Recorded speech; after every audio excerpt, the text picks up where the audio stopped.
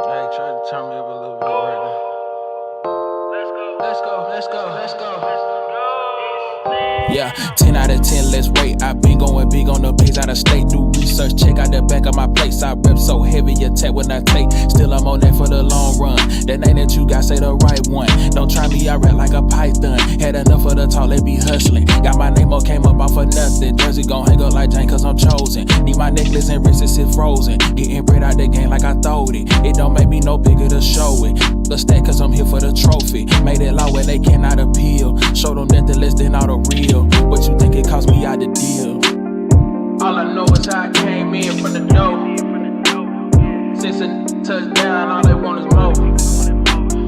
Now I'm known to the world, I ain't tryna feel. Just run it up till I hit. My money grown, project grown, feel at home. Got the juice, minute made. I'm calling game in his face. Soon as Slim hit a J, renegade. My people long, won't be long till we all sitting on center stage, getting right off what I do. I know they getting tight off how I move. I still ain't did a write-off on these juniors yet. I never even claimed that we was cool. Really, I was just playing it by the rules. Still moving like gang, got nothing to lose. But most of them won't know until I show them. And that's why I just try and keep it smooth. Did it all of my prior just to prove that I can make it all real without they rules. And for the haul, I don't plan on stopping soon. All I know is how I came in from the dough. Since a touchdown, all they want is more. Now I'm known to the world, I ain't tryna feel. Just run it up till I hit a meal. Till I hit a meal. Till I hit a meal. Till I hit a meal. Just run it up till I hit a meal.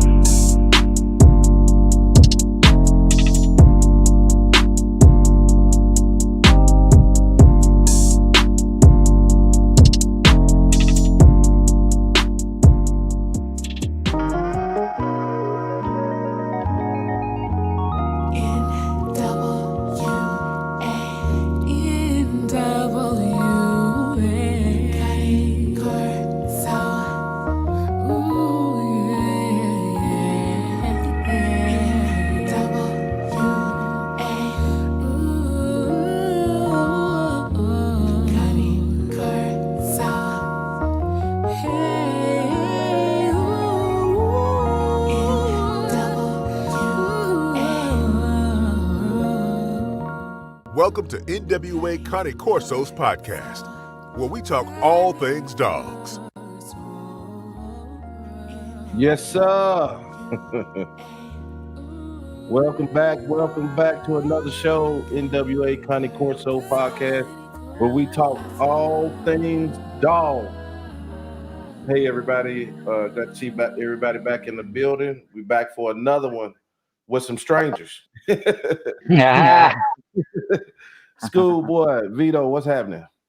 What's going on? My connection sucks all of a sudden again. I'm hearing you guys kind of funny. Yeah. Oh, okay. Well, can you hear us pretty good still? Yeah, I can hear you. Yeah, we'll get through it. Yeah. Shout out Vicente Moore. Shout out Neffy Diaz. Drew the Dog Man. What's happening? Working Line German Shepherds. Neffy Diaz. All right, gentlemen. Let's go and get back into it. I hope y'all had a great weekend and week since the last time. Schoolboy, it's been a minute since we've been on together. I think. Yeah. I always be watching the shows. I watched the one with you and Vito, and if nothing else, like I tell everybody, I'll press the damn like button at least. That's the least I could do. Right. I'm the same way. I keep listening on the go. Yeah. Yeah, we just got back from vacation too. We went to SeaWorld in San Diego, so had a good time. I've been busy, Yeah, I saw that. Yeah. SeaWorld, huh? Yeah. That's what's up. Vito, everything been good with you? Yeah. I had puppies yesterday, and everything went perfect. Nice. 8 puppies. One was dead, but other than that, they all seem to be doing good. She's a good mom. Nice. Is that her first litter, or she's whelped pups before? Yeah, it's her first litter. Actually, I hate to say it was kind of an accidental breeding, but I wanted to do the breeding, but I didn't want to do it for another year. But right, I got 8 pretty cool looking pups so far. I mean, hopefully they'll make it. Yeah, how old is she? She's like 18, 20 months old. Okay, good. Young. I like them young. Dogs. It's kind of Dog, an interesting breeding. I kind of a subline. I outcrossed, and then I had a dog from another breeder that I really like, which I don't usually get dogs from other breeders that I like for that much that I breed around. But, and so this is kind of a breeding around that stuff. But I can hear you guys okay. You hear me good? I hear you. Yeah, we hear you excellent. Yeah. Yeah. Yeah. I don't know. My Wi-Fi sucks, but yeah, you look glitchy, but we can hear you fine. As long as you hear us fine, we'll get through it. Yes, sir. We'll have some nice still shot. Yeah. Go ahead, Vito. Oh, I watch so many of your podcasts, especially that one with Mr. Gray. I think I've watched it like 5 times, maybe. Yeah. I've been a pit bull guy my whole life. I haven't bred pit bulls, but I've just kept up with it, books, met all kinds of pit bull people and stuff, but even as a little kid. And nowadays I try to watch as much stuff as I can because I love all the history and but there's not a lot of really good ones. I just listen to you and a guy, Triple J Southern Kennels. You know him? Mm-hmm. Right. Yep. Mm-hmm. Yeah. Well, I appreciate it, Vito. Yeah, Mr. Gray, he's good people. We've traveled a lot together, been to different places in the U.S. and Mexico. He's got a lot of experience. But yeah, I hear you. You know, I try and, you know, when I see someone I don't know, I'll listen to their podcast or their chat or whatever it is. And, you know, I can tell who has experience and who don't. And a lot of them, you know, their experience is limited. So, you know, my advice to them is just give the information that you have. Don't overplay it. Don't say things that are not true, or don't embellish or make yourself more than you really are, because there's people out there that can tell. They know you're BS and they know that you're just regurgitating stuff or something you read. If it's something you read, then say, I read it, right? And give that information. If you have very little experience, say that, because at least you're honest. And as you continue to move forward, you just grow, you learn more, you have more experience. But people, a lot of times they want clout, they want likes, and they want this and they want that. And that's not the way to get it. You can't fake it, because there's people out there that know the difference. I can talk to somebody for 5 minutes and tell what kind of experience they really had, or if they're just saying something they read or somebody told them. So there's nothing wrong with not having experience, but in my opinion, there's something wrong if you're misrepresenting yourself or giving, misinformation, or making yourself more than what you are. So, boy, I'm having a hard time. My connection is so bad. You can go back out, go back out and go back in as needed. Want me to pop off and pop back, see if it helps? Yeah, I can barely hear anything. Okay, all right, I'll be back. You might have to talk amongst yourselves. Okay. Okay. Yeah. That what you said is so true, Schoolboy, because you can see it. Before I start doing this, I could see it, and I will acknowledge it. I don't have the experience that these dudes got, but that's what I noticed. I noticed people would sit up there and say things they just learned, and even just teach things that they just learned. And when they taught it, it would be real shaky. So you could tell they really didn't know it. So, and I get a lot of flack for this podcast, straight up, because all the bullshit is out. We go get the men that really know. That's it. Yeah. And the thing is, the difference with you, Joe, is you don't act like you know more than you know. Mm-hmm. Yeah. Right. And you try and get people that do have experience, and then some of the things that they did or do or whatever, you can relate to that because you've done it, you did it, and you know it. Right. And that's all I'm saying is, don't go beyond what you know, because if someone starts asking this person questions and they don't have an answer, and even if it's something that they just mentioned or talked about, I moved around the room. Right. See if I get maybe better that'll Wi-Fi help. connection. Right. Yeah. So when they talk to these people and they don't have answers to the topic they just brought up or whatever it is they're talking about, Can that's you how guys hear kind me of you at can all? tell. Mm-hmm. Yeah, we can hear you. Let me try one more time. Okay. Oh, he can't hear us. Okay. Yeah. Yeah. So that's the thing. People will show you more respect for being honest, and they'll follow your podcast or your channel, whatever it is, if you're honest, more so than if you try and embellish stuff that, just to make yourself look good or act like you know more than you do. There's nothing wrong with that. Yeah. We all have to go through that. We all got to learn. Right. I'm just old. That's why I know stuff. That's all it is. I'm old. When I was their age, I didn't know nothing either.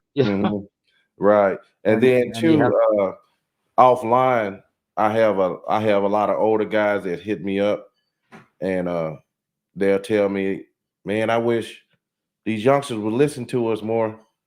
And I think platforms like this is going to create a balance where they do, because we starting to get a younger audience that's coming in and learn, and they connecting with people, and and good things that people get on the right track, because you don't need to be trying to fake it till you make it. Right. In fact, Vito mentioned Mr. Gray, and I just talked to him today, and it's funny because that's kind of what we talked about. There's young people that they don't have respect, or they don't know the rules of the game. They don't know how things go. And then you have other young people that do have respect and want to learn and do have some experience. So it's just a matter of going through that process. And, people appreciate this show, my show, other ones. Yeah. That the guys are giving real information, real experience. Then you have another faction. You have the guys who ain't been in a long time, but since they've been mentored right, they take off real fast. Right. and they, and their brothers. And they give the credit to their mentors. They do. Yeah, they right? do. Yeah. And a lot of times those mentors, I know them. So I know exactly what they're talking about, whether it's some event or something that was passed on. Right. They've told me the same thing, or I've been there with them.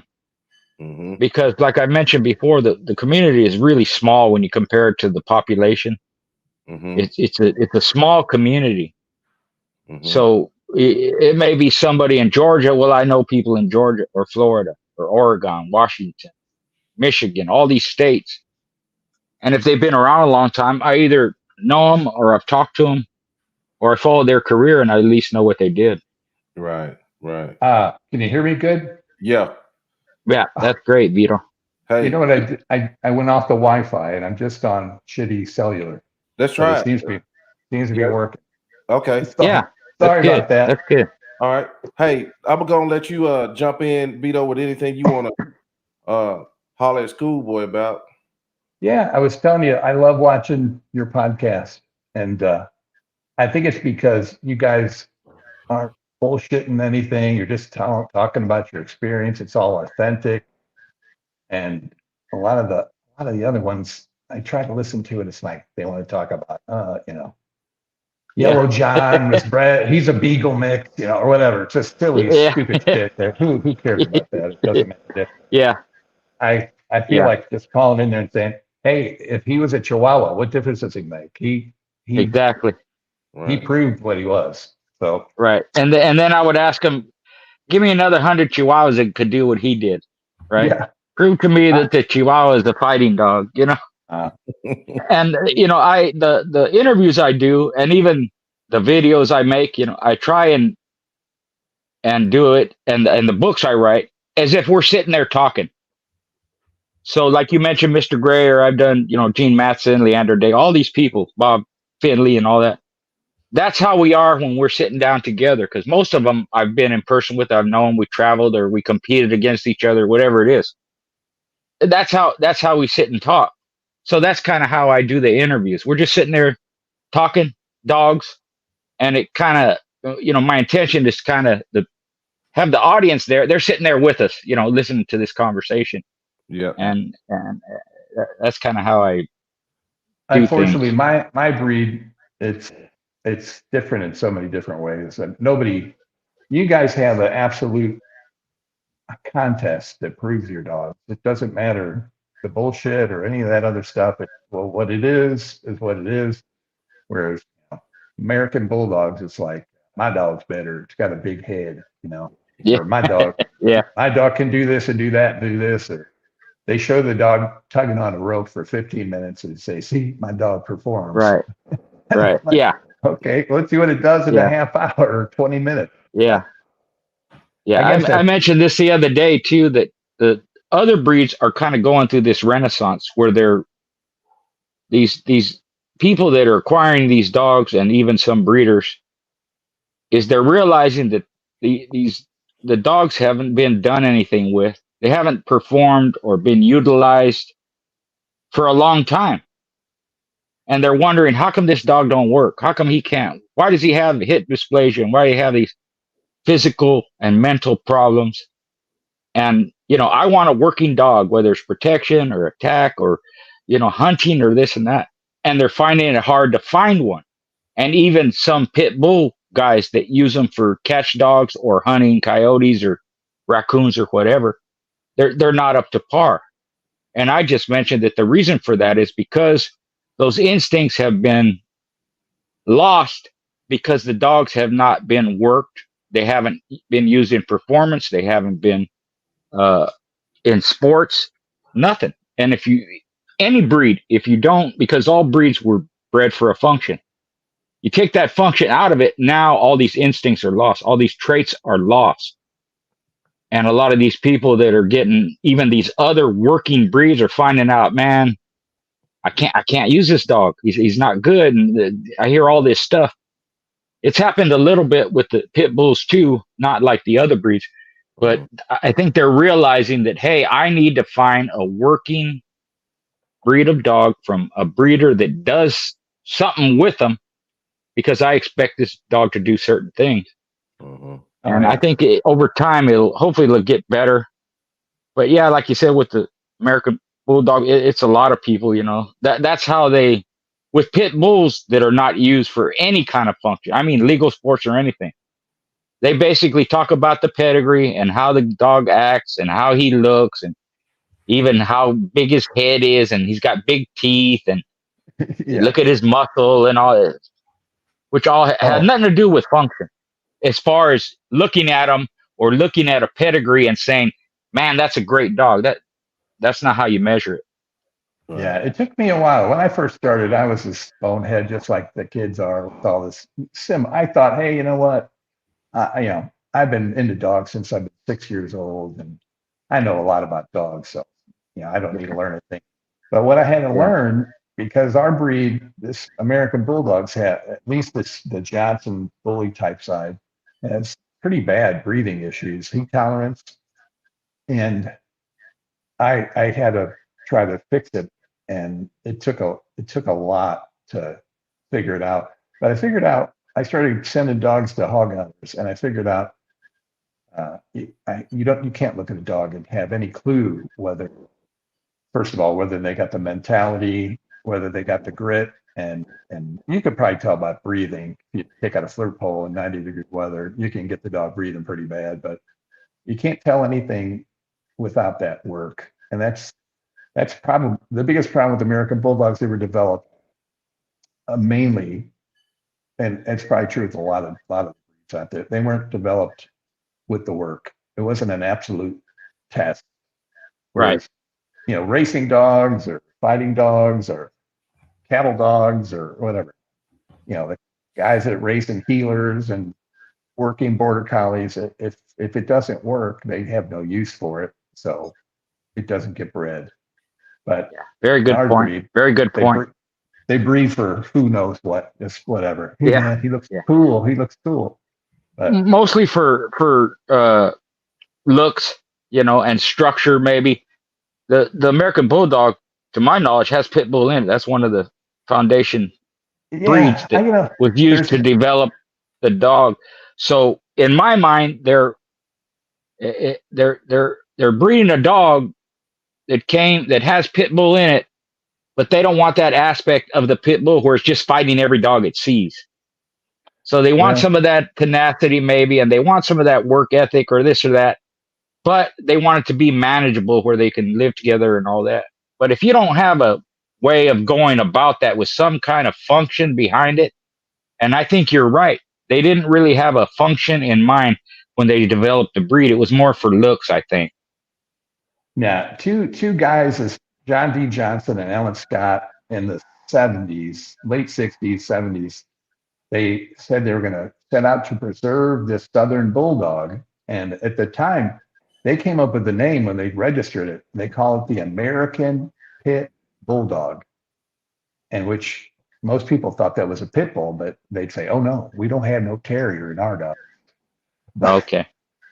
So I think there's a parallel between pit bulls and American bulldogs. Not the dog today exactly, but the dog that these country people were talking about. I think there's strains of dogs, and people have had them in their family, these white bulldogs down south, and they swear ain't no pit bull, never been a pit bull in these dogs, which is ridiculous. But I think sometimes they could maybe be true back in the 1920s or something. Maybe the dogs they had weren't called pit bulls yet. They were just so-and-so imported a dog from Ireland or England. They used them for fighting. Well, you know how, most people that raise pits, seriously, they have 50, 100 dogs maybe. They test them. If they don't test game, they're either culled or, given away. I'm sure they gave them away to hog hunters or farmers or whatever. Right. And then those people had them, and all they do is it's a bulldog. It's a bulldog. It's a bulldog. And if they were white, like early pit bulls, like Kager and Pincer and all those dogs were like white, mainly piebald dogs, and they were big too. Like wasn't Kager like 70 pounds or something? Yeah. Yeah, on the cane. Yeah, you're right. Yep. Yeah.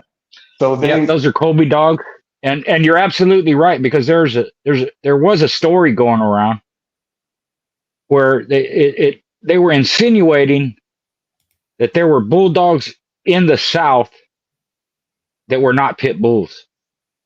Right. I don't know how true that is, but it's more along the lines of what you're saying, is that these fighting dogs back then, 20s, 10s, 1890s, even before, and which is, I use the term, they were fighting dogs because it was the name wasn't established, or it was used by all these different people, and they had different names, where there was American Pit Terrier, where there was Pit and Bull, or Bull Staff, or not Bull Staff, but Bull and Terrier, all these different names, Yankee Terrier and all this stuff that it was just a name depending on the region you were from or what name you were familiar with. That's what they used for the dog, but it's all the same breed. They're all fighting dogs. So I don't think there was a separate fighting dog in the South, because they would have had to get it from somewhere. But if they're saying these dogs are basically based off of the bulldog, the English side, then they would have to not have the terrier in them for them to do that. I don't know if anybody ever did that, because they were mixing the two, the terriers and the bulldog, English bulldog and the terriers from, they were mixing them back in the UK. It was done before it was done here. We just established that cross here, made it called it American Pit Bull Terrier. And then those are basically the dogs that were used to develop and continue with the breed. Oh, yeah. I think, look at the Boston Terrier. It came from fighting dogs, they say. They probably put some kind of a toy bulldog later on in it or something, but they were supposed to be used for fighting dogs. And they were like 30-pound dogs.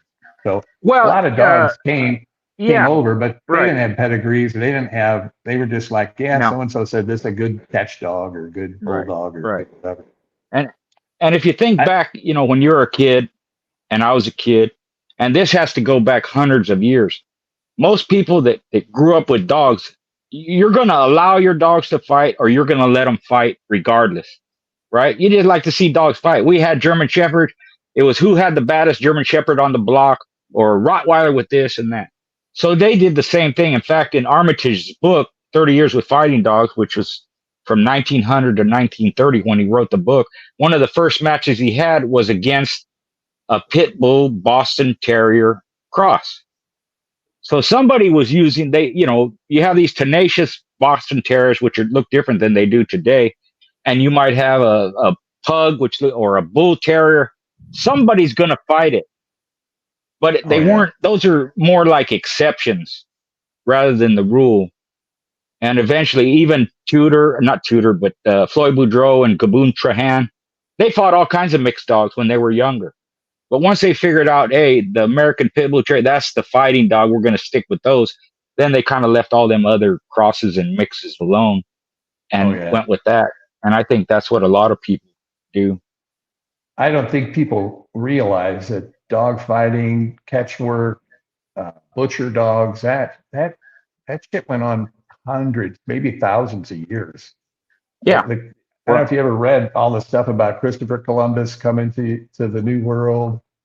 They have all these pretty intricate, detailed accounts of him bringing these dogs. They just call them allants. That's just a general term for a dog. And they were war dogs, and the dogs were trained to kill people. And they fed natives to them.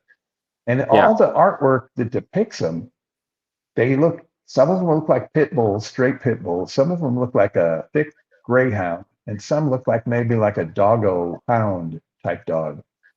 Right. And I imagine those dogs, some of that blood may be stuck around here because the Spanish had forts all over the place in Florida.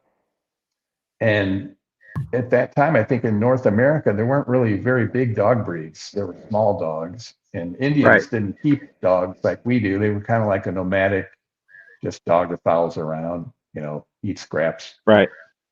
So I'm sure there's some of that in there, but supposedly all these bull breeds and a lot of mastiff breeds all go back to that Allant type of dog. Yeah. And actually, I posted it's a depiction, it's a carving 4,000 years ago in Mesopotamia or Samaria. It's two dogs fighting. They were mastiffs, and they were the war dogs that the Greeks used for the same thing you're saying, the allants, to kill people. Well, you're not always fighting a war. You're not always using the dog for that purpose, just like the bull baiting dogs and the ratting dogs and all that. So during the off time, what are you going to do? You're going to put them together and make them fight each other for sport and bet money and entertainment. So you're exactly right. That's what all them cultures did. Yeah, supposedly, I don't know all the details, but from what I read, there was a North African tribe called the Alani, and they were nomadic, and they would travel across the top of Africa and up across over France into Spain, and then come back to Morocco. And they were the best horsemen. They bred war horses, what nowadays people call warm bloods. They're just a horse that you could ride, and you get into war. You're shooting arrows, or you're swinging your blade. And they also produce those dogs, those allants, and they would aid also. And these people, these North African tribes, they went anywhere they wanted because nobody could F with them. They would cut your head off. Back then, nobody could ride a horse like that. Nobody had horses they could, like that, war horses. As a matter of fact, the Romans, they say the Romans hired them to guard that Adrian Wall, the wall in England. They had a wall that kept the kept the crazy Irish out, the crazy Northern out, because they were uncivilized. You couldn't tax them. They were just barbaric. So they had their dogs in England, and I'm sure they bred them. So they did. Which is why so interesting.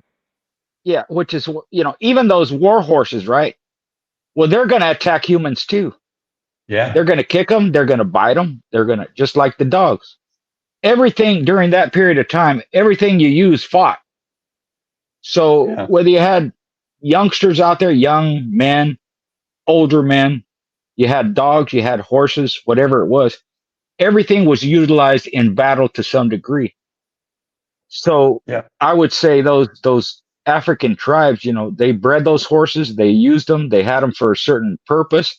And if they're using them in war, it's not just to ride around. The horse has to be accustomed to fighting too, and has to be utilized in battle as well. So, when I was a kid, it's almost in every culture. Oh yeah. When I was a kid, I don't know if you guys ever had this, but every year you'd have this advertisement on TV of these white horses, and they advertise that they're coming to town, and they were called Lipizan stallions. We went every year to walk. I saw that every year when I was a kid, and I could never, my parents would be like, what? You're crazy. Well, about 15 years ago, I told a friend of mine, she's got 5 kids that live out here in the country. They love horses. So we took all of them. And I still didn't understand what was going on. I was like, this is kind of boring. What the hell are they doing? Because I was waiting for them to jump around, rear up, kick back. But they did that a little bit, but it was mainly just halter work with them doing weird stuff. Well, then about a year or two after that, PBS had a special about those Lipizan or stallions. Mm-hmm. And that's what they are. They're war horses. And they'll rear up and kick back. And the reason why they do is to kick everybody away from you. If you're fighting, that horse will kick up, and same thing, the dog will come up and grab a guy that you may stab that didn't kill, and then the horse might bite him too or stomp his head in. Stomp it. That's what it is, yeah. It's funny, those horses, they're all white, but they're born black. Yeah. They're born black and then they turn white. But we used to go to that show every year, just like people, and we used to go to Ringling Brothers, Barnum and Bailey. Yeah. We go see the Lipizan show every year.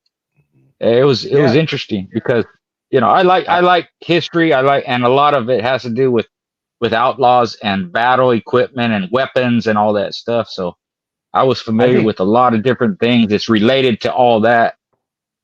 When I was a kid, I kind of was into horses because when my sister tells a story and makes fun of me, but when I was a little kid, remember they used to have a show, they used to have it on in the morning before you go to school called Fury.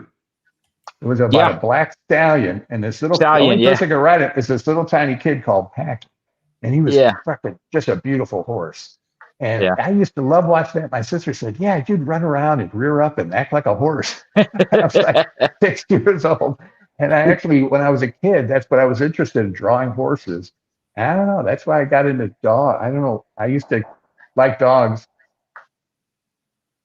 I didn't have, my parents are from Sicily, and my mom, they loved animals, but we lived in the city. They were like, that's for when you have a farm. We can't have that. And actually, I used to beg for a dog. And we moved in this fancy neighborhood, and we were like the immigrants. It was a pretty nice neighborhood, and we were like these immigrants that moved in, and they dated people there were like, oh God, these people just got off the boat and they're living in our neighborhood. Well, I begged my dad for a dog. And I guess he felt bad because we had just moved there. And he said, okay. So we went to the pet store, and they told us, I wanted a big white German Shepherd, but my dad's like, no. Little dog, little shits. He said, little poop. So they pointed this dog out. She said, they're half Beagle, half Manchester Terrier. So I got this dog. She lived to be 19.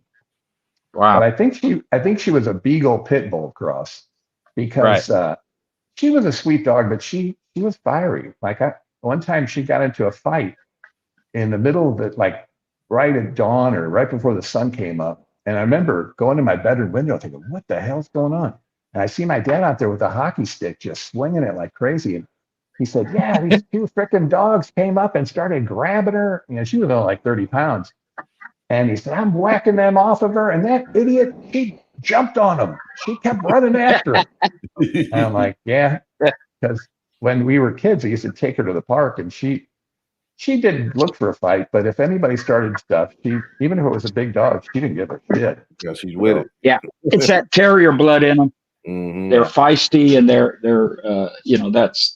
that's part of why the pit bull is the way it is. The bulldog side is more the strength, the bite, the tenacity. The pit bull, the Irish side is more of the gameness and the and the intensity, that prey drive, and the going after varmints and stuff like that, not giving up. So it's in pretty much all terriers to some degree. Yeah. And it didn't surprise me. So whether it was Pit Bull or Manchester Terrier, that's where it's coming from, that terrier side. She didn't look anything. She had funky ears like a fox terrier almost, but the rest of her kind of looked like a beagle. And she had that beagle hair too. But that dog lived to be 18. I came back home once. I had to take her. I wasn't going to put her down because she was blind. She couldn't hear really good. And she had a bad tooth pain. I took her to the vet. And I told my brothers and sisters, hey, say goodbye to Manny. I'm going to go put her down. So I came home. I was like 27. And I went there, and the asshole vet said, why do you want to kill her? I'm like, what? She's old. He goes, why do you want to kill her? She has a strong heart. And I said, you don't know this dog, man. She can't see. She can't hear. She's barely alive. So I took her home and then filled her up. And a week later, my mom calls and says, we can't find her. She took off. We don't know where she's at. We looked everywhere. We never found her. And she must have just walked off and died. Yeah. Yeah, probably did. Be by herself. But, sometimes it's more cruel to keep them alive than to just put them to sleep because they're suffering. Yeah. That's the big thing about breeding dogs too, especially kind of bulldogs that a lot of people can't handle. I used to be like, oh no, I'll find this one at home. I'll find him at home. And then I find him at home, and then I get some horrible freaking story. The dog got loose and got shot or whatever. I can tell you a million stories. Killed the neighbor's cat or whatever it is. Oh, I had a guy that I sold the dog to, and everything checked out. He lived here in St. Louis, which I rarely ever sold dogs to anybody in St. Louis. But anyway, this idiot called me and said, I can't keep the dog and this and that. And the dog was like 4 years old. And I said, well, I'll come get him. No problem. He goes, well, how much are you going to give me for him? And I'm like, I'm not going to give you nothing. I'm having to take care of the dog you're supposed to be taking care of. So he goes, well, let me think about it. So about a year later, I get this guy call me up and said, yeah, I want you to testify. The Kirkwood police shot my dog. And I'm like, excuse me, who the hell are you? And he goes, I got one of your dogs, and the Kirkwood police shot him. I said, well, what? How did you get one of my dogs? So he told me he got it from that guy. And he said, yeah, that stupid ass neighbor of mine let his dog out and they fence fight. But it's not my dog's fault or something like that. So when they came and saw a golden retriever fence fighting with an American bulldog, they thought, oh, this pit bull thing, bulldog, stupid. So they just shot him.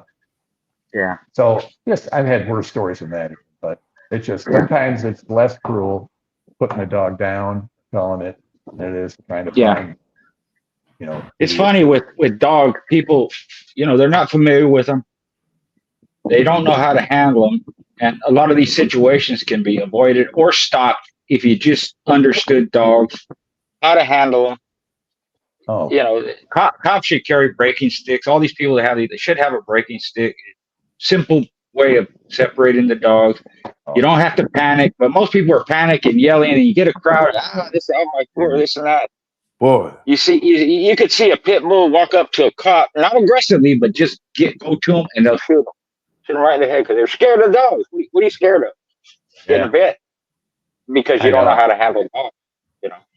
You see those TikTok videos and all that stuff. I'm like, some of them are like, somebody needs to choke that dog out. He's crazy. I don't know if you never saw him before or what, but yeah. Oh yeah. That's the pitfalls of messing with bulldogs. What do you know? Have you had any experience with American bulldogs? American bulldogs, there's two different types. One side, there was a guy years ago called Joe Painter, and his brother-in-law, I think, was a guy, Mike Margentina. You ever heard those names?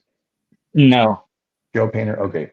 Well, the rumor was they said he crossed a lot of pit bulls, which I'm sure he did something. But the rumor at the time was that Joe fought dogs and that they ended up going to prison. And then I think they just told people that it was for fighting dogs because Well, I used to get a lot of those performance American Bulldog guys, the standard guys. They used to talk about, we game test our dogs and this and that. I'm like, huh? So, Well, I mean, I'll say this, that what little experience I have with them, because there have been pit bull guys that got out of the pit bulls and got into the American Bulldog, right? So those guys, and because of their background, they roll them. The best they would tell me about them is they were good for about 20 minutes and then they quit. That's about the longest they could go. It's kind of like what's his name? Dr. Switzer or Schwartz or something like that. He developed a band dog. And what he wanted was a protection type of dog, a tap type of dog that would also fight and not quit. He couldn't get it, himself. And he was a professor, right? And he went through this process breeding this dog. So he developed the band dog, but as far as being a game type fighting dog, it didn't live up to that standard, because when you add something to it, even like an American Bull, it may have a lot of pit bull in it. It lessens that side of the traits. They're not going to be there. You might get one that's game here and there and like that, but those are going to be exceptions. So you're basically breeding the gameness side of it out of it by adding this mix. Oh yeah. Right. And you can do that. If you're trying to develop a different breed, that's fine. You can use pit bull for whatever, but most people don't do that. They don't have a way of, most people just mix dogs because I want to see what happens when I cross a Labrador and a pit bull or a Chihuahua with a Dachshund. I think if the truth were to be known, that's what kind of developed the early, what we call now an American Bulldog. It's just a country bulldog. I think that's what happened. People would somebody had Colby dogs or whatever, other fighting dogs, and they had their culls and then thought, this is a good dog. I'm not going to put it down. So-and-so's kid wants it or whatever. He'll be a good farm dog or whatever. And so they started getting these dogs, and there's even songs. One of my friends that wrote a book about American Bulldogs told me there's even old songs from the South that talk about my bulldog so big he don't fit on the front porch and all this stuff.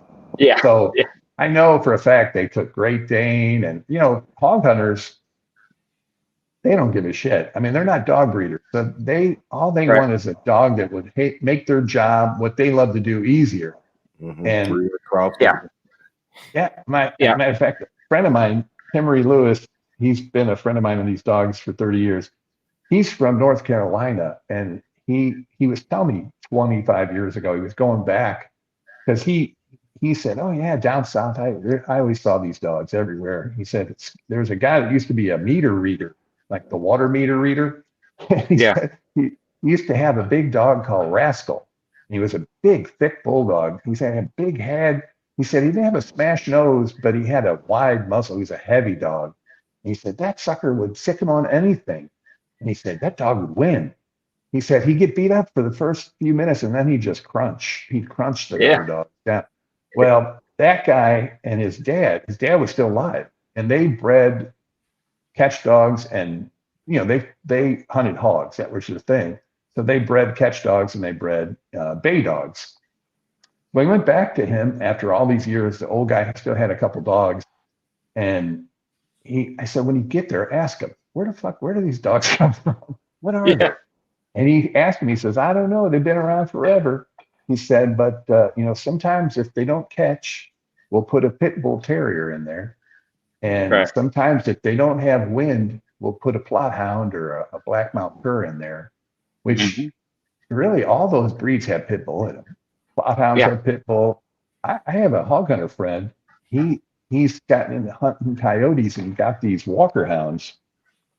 And he was telling me, this is a certain strain. They got game bred pit in them. They're really good. They run for days. Here in Missouri, they call them July hounds, which I never heard that until about 10 years ago. Yeah. They're basically like a foxhound, walker hound, similar stuff. And, they'll throw a pit bull in there to get a little more grit to them if they if they grab the coyote. Mm-hmm.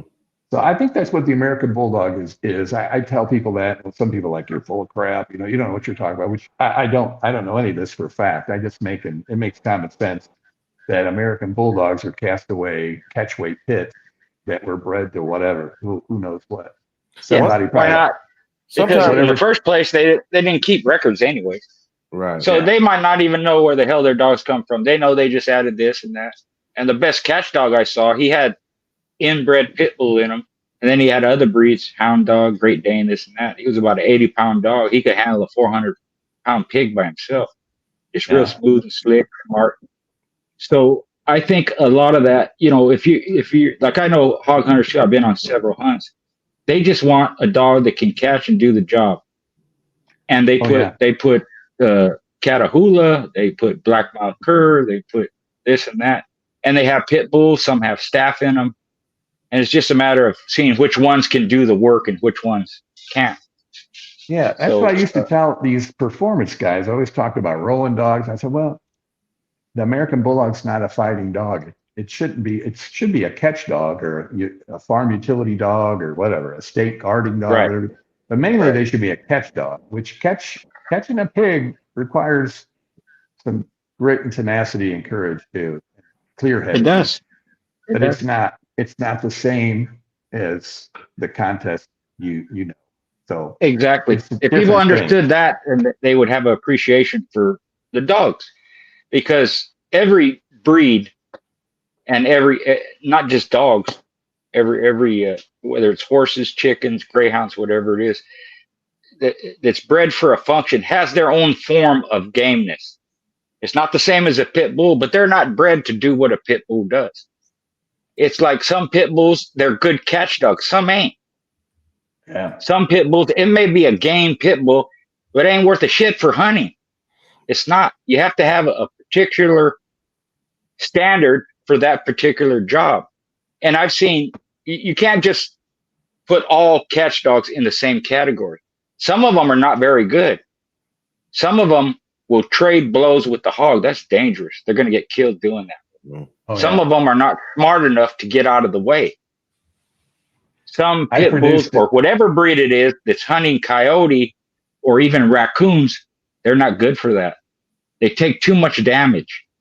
They have to know how to get in there on the prey within a few seconds, a minute, whatever it is, and hit the spots that kill the animal. If they're not doing that, you can't repeatedly hunt them over 2-3 day period because they're taking too much damage. So just because a dog can do something doesn't mean it's good at it, Oh yeah. I produced a dog, and I produced heavy colored bully type American Bulldogs because I outcrossed a standard blood that had a lot of color. Matter of fact, there was a strain of American Bulldog that comes from Louisiana, Mississippi called Man of War. And this Man of War dog, supposedly, I don't know if it's true, but this was a rumor. He was in the journal. There was a guy called Coach Pete, I think his name was, and he had a dog, and supposedly he campaigned this dog, Man of War. Of course, nobody's ever seen a picture of him. And there's all kinds of rumors. He was a game bred Bolio dog, bred to greyhound, bull mastiff, and then other people say, oh, he's just a pit bull cross with this or that, whatever. But anyway, that's the first outcross I bred to. Have you ever heard of a dog called Man of War? That was Man of War. Man of War. They get the name from the horse. He was a very famous racehorse, right? I imagine there's a couple pit bulls. Man of War. Tudor had one that he used in competition. So I would guess it's just they're borrowing that name, just like they do a lot of different names. But yeah, that's a name that's been used for pit bulls before. Yeah. Swineford, whoever put that up, Swineford, that was the professor, Dr. Swineford was the one who developed that band dog. Yeah. Thanks for doing that, whoever you were. Oh, there's a Drew. Yeah, Drew the dog man. Hey, Drew. Yeah. There you go. There's been there's been a lot of crosses back to pit bull, and most of them nobody said anything about. But of course, that's the positive in our breed. The negative is there's been a shit ton of English freaking bulldog put in, and it's a kiss of death. I mean, it makes a cute dog, but they die. I think that's what the bully has in it. A lot of that. That's why that structure is that way. Those bullies have everything. Oh man. I've heard. I even had a VHS tape back in the day, which these guys, it sounded like they were the originators of the bully, right? So VHS tape, that goes back to the 70s or whatever it was. And what this guy was saying is they wanted a dog that looked tough but wasn't. Yeah. And that's kind of that's what his interpretation of a bully was. You know, it looks like a badass, but it's not really. You know, it's kind of nice and a pet and all that.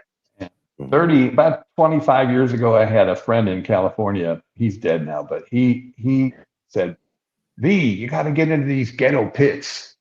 What the hell is a ghetto pit? He goes, oh, well, they got two lines. They got Juan Gotti and Razor's Edge. And I'm like, well, what the hell are they? It's like, oh, they just keep breeding them for bully looks, for bully looks. Yeah. And I've gone to a couple shows of those. You ever been to an American Bully show? Oh yeah, I've judged in all breed shows, and I've judged in pit bull and bully shows. I judge the pit bulls, and they have other people judge the bullies or the other breeds. You know, kind of like they do with Yukonuba. I went to my first one, 20-something years ago. And it was in Peoria, Illinois. I drove there, and I was with one other friend, not a dog guy. And we walked through, and I'm like, what the hell kind of dog show is this? They had hip hop music playing. They had these one guys brought in like 2 leather couches, these velvet ropes, and these boxes where they put their dogs up there. And it was just strange. It was so weird. And the dogs, it was like a freak show. I'm like, that dog looked like it has Basset Hound in it. Yeah. And it's funny because I'm sitting in there it was packed. There's people, and I all of a sudden hear from somebody, Vito, what the hell? How would anybody know me here? This trainer friend of mine from St. Louis, and he goes, I said, hey, what are you doing here? He goes, man, you stick out like a sore thumb. I'm like, wow, why do you say that? You're the only guy here with dad shorts on. And I looked down. I'm the only one that had shorts that were 5 inches above my knees. So I kind of think some of them dogs are cute, but I don't understand. The whole. I see some of them, and I'm just like, oh my God, it's horrible. The dogs look like they got their front legs coming out of the side of their neck, and their ass is 3 inches higher than their head. Can't walk 10 feet. And for me, I love dogs, right? So I don't hate bullies. And I've seen some well-built bullies, that have good structure and all that. Yeah. But I just feel sorry for the dog, because what's the purpose of having like that? They can't walk 10 feet. They have trouble breathing. Can't breed them naturally. All this stuff.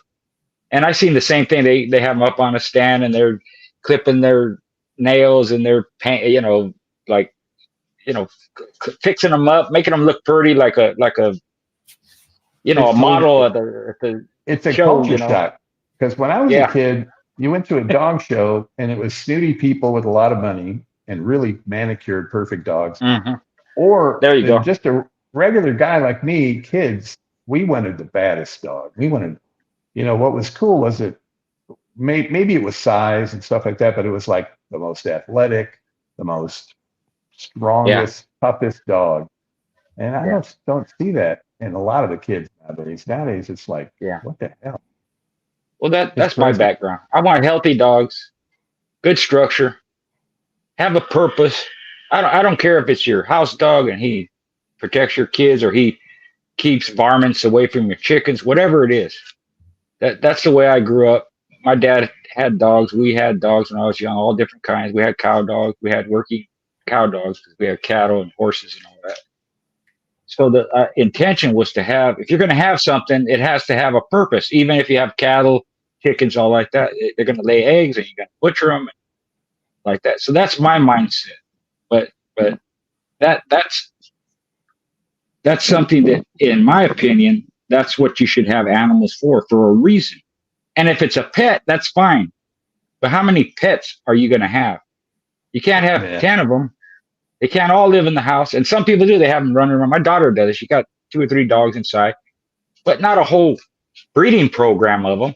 Right. Oh yeah. Where you're breeding these dogs for what? For their looks and for what it says on the pedigrees. And unfortunately, that's transferring over to a lot of the pit bull guys now. They just have them. The first thing they show you is a pedigree. Well, in my day, nobody showed you a pedigree. They didn't want you to know how their dogs were bred. It's none of your business. and you didn't ask because it was insulting, right? And if you got close to them and you had a relationship, you were brought in, and maybe they give you a dog, maybe they sell you a dog, this and that, then they give you a pedigree. But other than that, that wasn't the first thing that came to mind. It was, what can the dog do? And that's why I got along with these catch dog friends of mine, because they were using them for hogs. So we had that same background of, I have these dogs for a reason. And the ones that make the grade, great. The ones that don't, they're gone. There's a saying with hound dog hunters, dog won't hunt, or dog don't hunt. If it don't, they don't keep it. They don't breed it. They don't make these excuses for it, because it doesn't serve any purpose. And now you're feeding something for nothing. You're not going to get anything out of it. So that's kind of my train of thought. It always has been since I was young, because that's the way I was raised. If people did that more, believe me, if people had that mantra or that mindset, they'd love their dogs more. They would be more proud of their dogs. They'd be more proud of their program. They would be breeding the best that they had, and be selective and keep only the best ones for whatever it is they're using them for. And you wouldn't have, a lot of times people cut these dogs loose because they're cold, so they're not going to put them down. That's okay. They're not going to spay neuter them. Okay. But you're giving somebody something that you don't want, something that's not worth it. So if it's not worth it to you, what makes you think it's worth it to me? Why would I want it if you don't want it? It's just, to me, okay, it's money. They're gonna make money because they're gonna sell this dog that they don't want. Now you're giving somebody your problem. Mm-hmm. In our breed, we have the main oldest registry is called NKC, National Kennel Club. And they used to have a rule, because NKC is like a huge, all the field trial hounds and all that stuff, that's who they use. And they all had this, what they call a 7/8 rule. So you could outcross to whatever you want, but it won't be registered till it gets back to 7/8. And so there was only like one guy I know of, or two maybe, that did that in American Bulldogs. One guy, this guy, well, I can't remember his first name, Weaver, and he got with a guy called John Lickhart, and that Weaver guy had bought a dog from Floyd Boudreau off of Maverick. It was a black bitch called Zydeco Dancer. And so they crossed that to what they call a performance American Bulldog. It comes down from that painter stuff that's many generations of those guys saying they're game testing their dog. And it produced a pretty cool 50-50 dog called Jet. But then they bred him back to the American Bulldog stuff, and they produced a female called Black Betty. And I know this for sure from two people that I trust, that she was just a belly crawler. She just pissed herself. And then she was bred to her dad and produced this real pretty dog called Carol Jean. And a friend of mine that I think produces the best standard type dogs, this guy Bullhead in Pennsylvania, he used them. And he said, I just use them because they're probably pretty clean genetics, but the dogs I saw weren't really worth the crap. But he bred really tight in the stuff. So it's kind of there's, like I said, there's two sides. We got that side that, they think like that. And then we got the other side that they just think the giant fat English Bulldog that just waddles around. It's cool. It's the coolest thing on earth. Yeah, I know. I guess it's just cool to look at, or it's unique, an oddity, Now, when you say outcross, you're talking about mixing, bringing a different breed in. Yeah. And then and then they breed it back to the original stuff until it's 7/8, and then they'll register it, right? I think it's a good practice if it was done right. If it was tested every generation. It is, and you can do that. I mean, it does. It after about, because that's what that comes up all the time. Well, this dog's got this pit bull has hound dog in it. He's got this and that. I said, okay, I don't agree, but let's say they did that. What are they going to do with it after they do that mix? They're going to breed it back to the pit bull. Mm-hmm. And they're going to take the offspring of that and breed it back to the pit bull. So after 3 or 4 generations, whatever that mix they put in, whether it was Mastiff or Bully or Merc, whatever it is, it's gone. That influence is basically gone. So you could do that. It's just, for me, for my purposes, my background, I wouldn't do it because it doesn't serve my purpose, because that first mix, it's going to screw my stuff up. And then I'm going to have to fix it over the next 2, 3, 4 generations, where I didn't have to do that in the first place. I don't have to add a hound dog because I want my dogs to have better air. I just find a pit bull, a bloodline like Boleo or Finley's Bow stuff that has good air, and I'll use that. And I don't have to mix anything else into it, you know? Yeah, I think if you go back in pits and any bull type breed, it goes back to those Allants, whatever the hell Allant was, because they weren't bred like modern dogs are. They're just a type of dog. If it caught something, or if it was a war dog, oh, that's an Allant. But I think looking back at old artwork of boar hunting and all that, you see these dogs are like, I don't know, that looks like a Borzoi Greyhound mix, or that looks like a pit bull hound mix or something. Yeah. So it's just that time period where breeds were not established by an entity. So they're going to have all different kinds of names. But the important thing is it served a purpose. It fitted their standard, whatever they were using it for. And over a period of time, most of them are going to kind of look the same. And then when they added a mix in, something else, a different breed of dog, it was for a particular reason. And like I said, you can do that. You can do that. But the standard has to be the same, whether it's a war dog or whether it's a hunting dog, whatever it is. That's how breeds are developed in the first place. You take a bunch of different breeds of dog, you put them together for a purpose, and you have standards and rules, and you're only breeding the ones that fit those standards. So after 3, 4 generations, you're going to have a new breed of dog. But the problem is they're not doing that. They're not, hey, I'm trying to create something here. No, I just throw it together and it looks cute like that. Whatever. Yeah, the ears look good. The head looks good. This dog's 100 pounds. This dog's 100. Yeah. And you look at him and like, dog's about 75 pounds, but he's got 20 pounds of blubber on him. But on him for what? Yeah, that's the other thing. We get all that. I started like in 2000. I don't do it anymore, but I went to a dog show, outdoor dog show in Dacula, Georgia. And I'm showing my American Bulldogs. Back then I had bullier type dogs. And it's hot, man. It's like August. It's the dumbest time to have a show outside in Georgia. And here I'm walking back to put my dog in an air-conditioned van. The Rans run's got air conditioner on it because I don't want to be hot when I put him in the show ring. And this dude walks up, this toothless hillbilly guy, and he's got this little dog. He's the coolest freaking little dog, little brindle dog. He's tearing ass all over the place. He's just not breathing funny. And I'm like, what is that dog? He goes, it's an oldie bulldog. I'm like, oh wow, that's the neatest one I've ever seen. And I started talking to him. I said, I watch that dog show every year, Westminster, and I don't know why you guys don't use those little staffy bulls. Cross that to English or whatever the hell it is, and you probably make a better dog. And he goes, his dog's name was Jack Dempsey. He goes, I did it. Jack Dempsey's a quarter staffy bull. I said, really? He goes, he's a 24, his grandma was a 24-pound Yankee staff.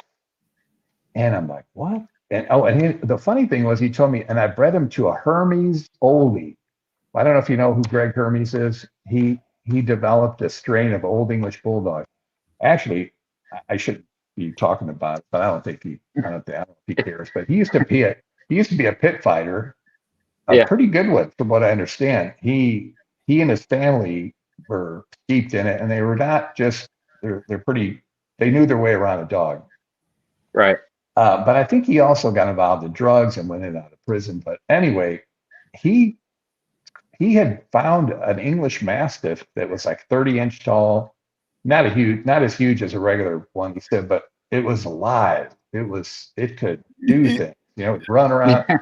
And he just wanted to see what he could do. So he bred it to an 80-pound Carver pit and produced this dog called Rolex that just looked like a freak of nature. And then he started putting English Bulldog in, or American or something. I don't know. He produced these giant-looking English Bulldogs, but they were actually kind of healthy for a while. But then, like I said, he was getting in trouble, and I think he was in and out of prison. And so this guy bred a 120-pound Hermes Bulldog with this 27-pound Yankee staff. And then he bred that he bred that to this dog. He said he just called it a country bulldog. And I said, well, what is it? He goes, I have no idea. He goes, but down south here, every time people get broke, they'll sell their bulldog. And they're just crossed up dogs. Yeah. So well, anyway, those little staffs are nice dogs, though. Yeah. Yeah. So anyway, I bought that. I wanted to buy that dog because he was like a 40-pound, 38-pound, just perfect little bulldog. Just like a Staffy bull. Wags his whole body, happy. Yeah. Not afraid of nothing. A lot of energy. Yeah. So he's like, I won't sell Jack Dempsey, but I'll sell you his sister. So I thought, I'm going to make a little bulldog. I thought that would be kind of cool. So I bought his sister, and I bred all kinds of stuff.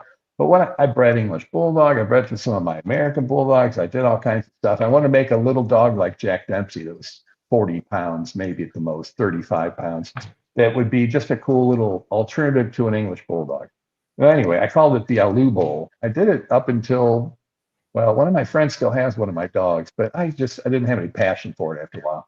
But I found when you outcross, because I outcrossed those and I inbred them, but it seems like sometimes when you outcross, and I'm with my American Bulldogs, I've outcrossed the standard American Bulldogs to have nothing to do with the Johnson blood that I started with. There's no line breeding, nothing common in 5-6 generations. But after doing all these inbreedings with these weird outcrosses, I found that the outcross, it almost doesn't matter which outcross. It's like all you do is you reshuffle the deck, the genes come back a little different. Stuff pops up that hasn't been seen for a while. Mm-hmm. And then, if you keep breeding back to the same stuff. So that's I think dog breeding back in the day, it didn't matter. It didn't matter if your dog had a little collie in it. Because once it gets down to an 8th, it's not going to make a difference. And right. I look at and all a lot breeds. of times that outcross, as you call it, it's just a catalyst to get to the next generation. Yeah, without having too much inbreeding or too many faults like that, because eventually it's going to be weeded out. It's like with the Carver. A lot of people say, well, he bred the staff because his neighbor across the street from him and then down the road a little bit had staffs. So people thought he bred to those staff. He might have, because some of them kind of look like that. And a lot of times pit bull guys, they breed to the staff because there's a common lineage between the two. And they did it because it increases the mouth in your dogs, right? So there's some commonality way in the back. And you want higher performance as far as bite goes. And then you go back to the pit bull and the staff is kind of, it weeds itself out after a couple of 3 generations. So I see people doing that. And for me, not every dog, like in my pedigrees, with outcrosses, if I make an outcross meaning pit bull, but totally unrelated, if that breeding didn't produce superior athletes, the outcross for me didn't work. It's not good. But that blood itself, even though, I like it, I like the performance, I like this and that, that's not what I'm keen on. I'm just using it for some added performance and to get to the next generation so I can keep line breeding my blood. That's how I use outcross with pit bull. Yeah, sometimes it's helped you if you want to crank down. I did a breeding. A friend of mine had done a breeding, and it didn't produce the nicest looking dogs or anything, but then those dogs produce really nice. Yeah. And the dog was 7/8. I mean, I've seen some pit bulls that breed like that. 7/8, one dog. I call it the hub dog. So it's like a father bred to his daughter, then the daughter from that bred back to the father, until it was 7/8 that dog. That's that dog. So so you need some fresh genetics in there if you're going to do that. I mean, you got to definitely. I mean, sometimes I think pedigrees are like the roots of a tree. You got to have some shit in there to feed it. You can't have all the same mineral. Yeah, that's old pit bull term too. There's always, you got to have a little shit in there. Right. And let me ask you something right quick, Schoolboy. When it comes to performance, right? And you took probably the the best 2 dogs for performance, on average, how much did that litter turn out for you for as a percentage?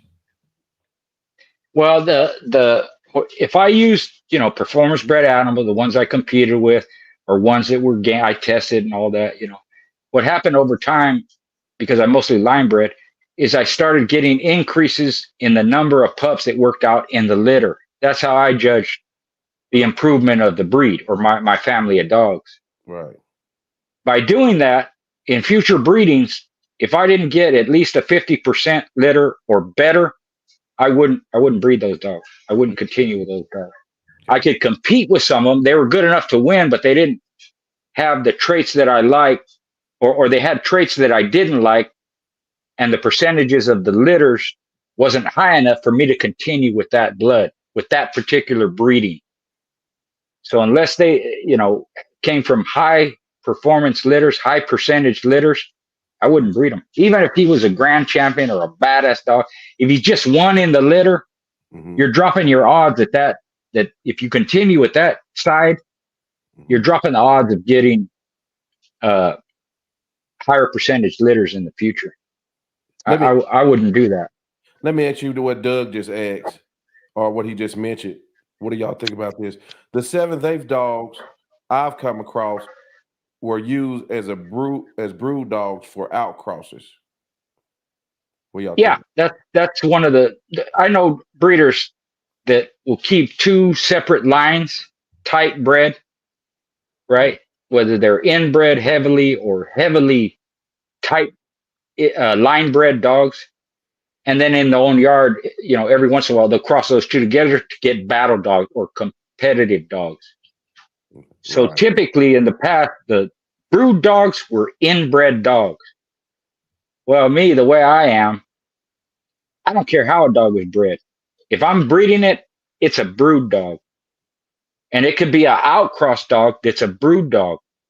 Because if you follow the history of the breed, and even let's take the ROM list, Register of Merit list.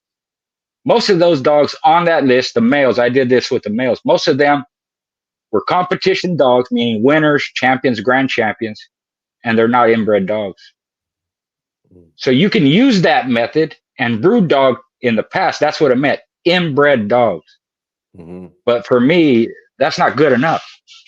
Because when you inbreed, the first thing you're going to lose is performance, gameness, structure, constitution, durability, and inbreeding has its place. So if you make an inbreeding and it works, that's great.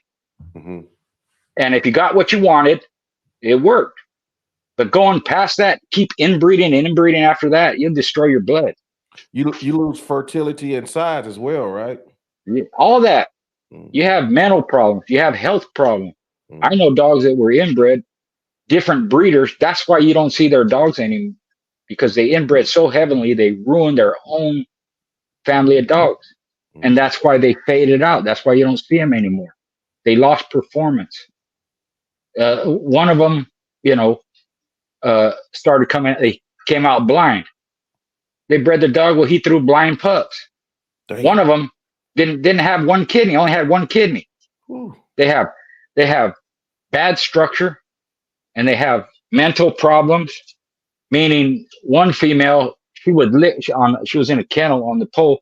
She would lick the pole all day long. Just batty as hell. Heavily inbred.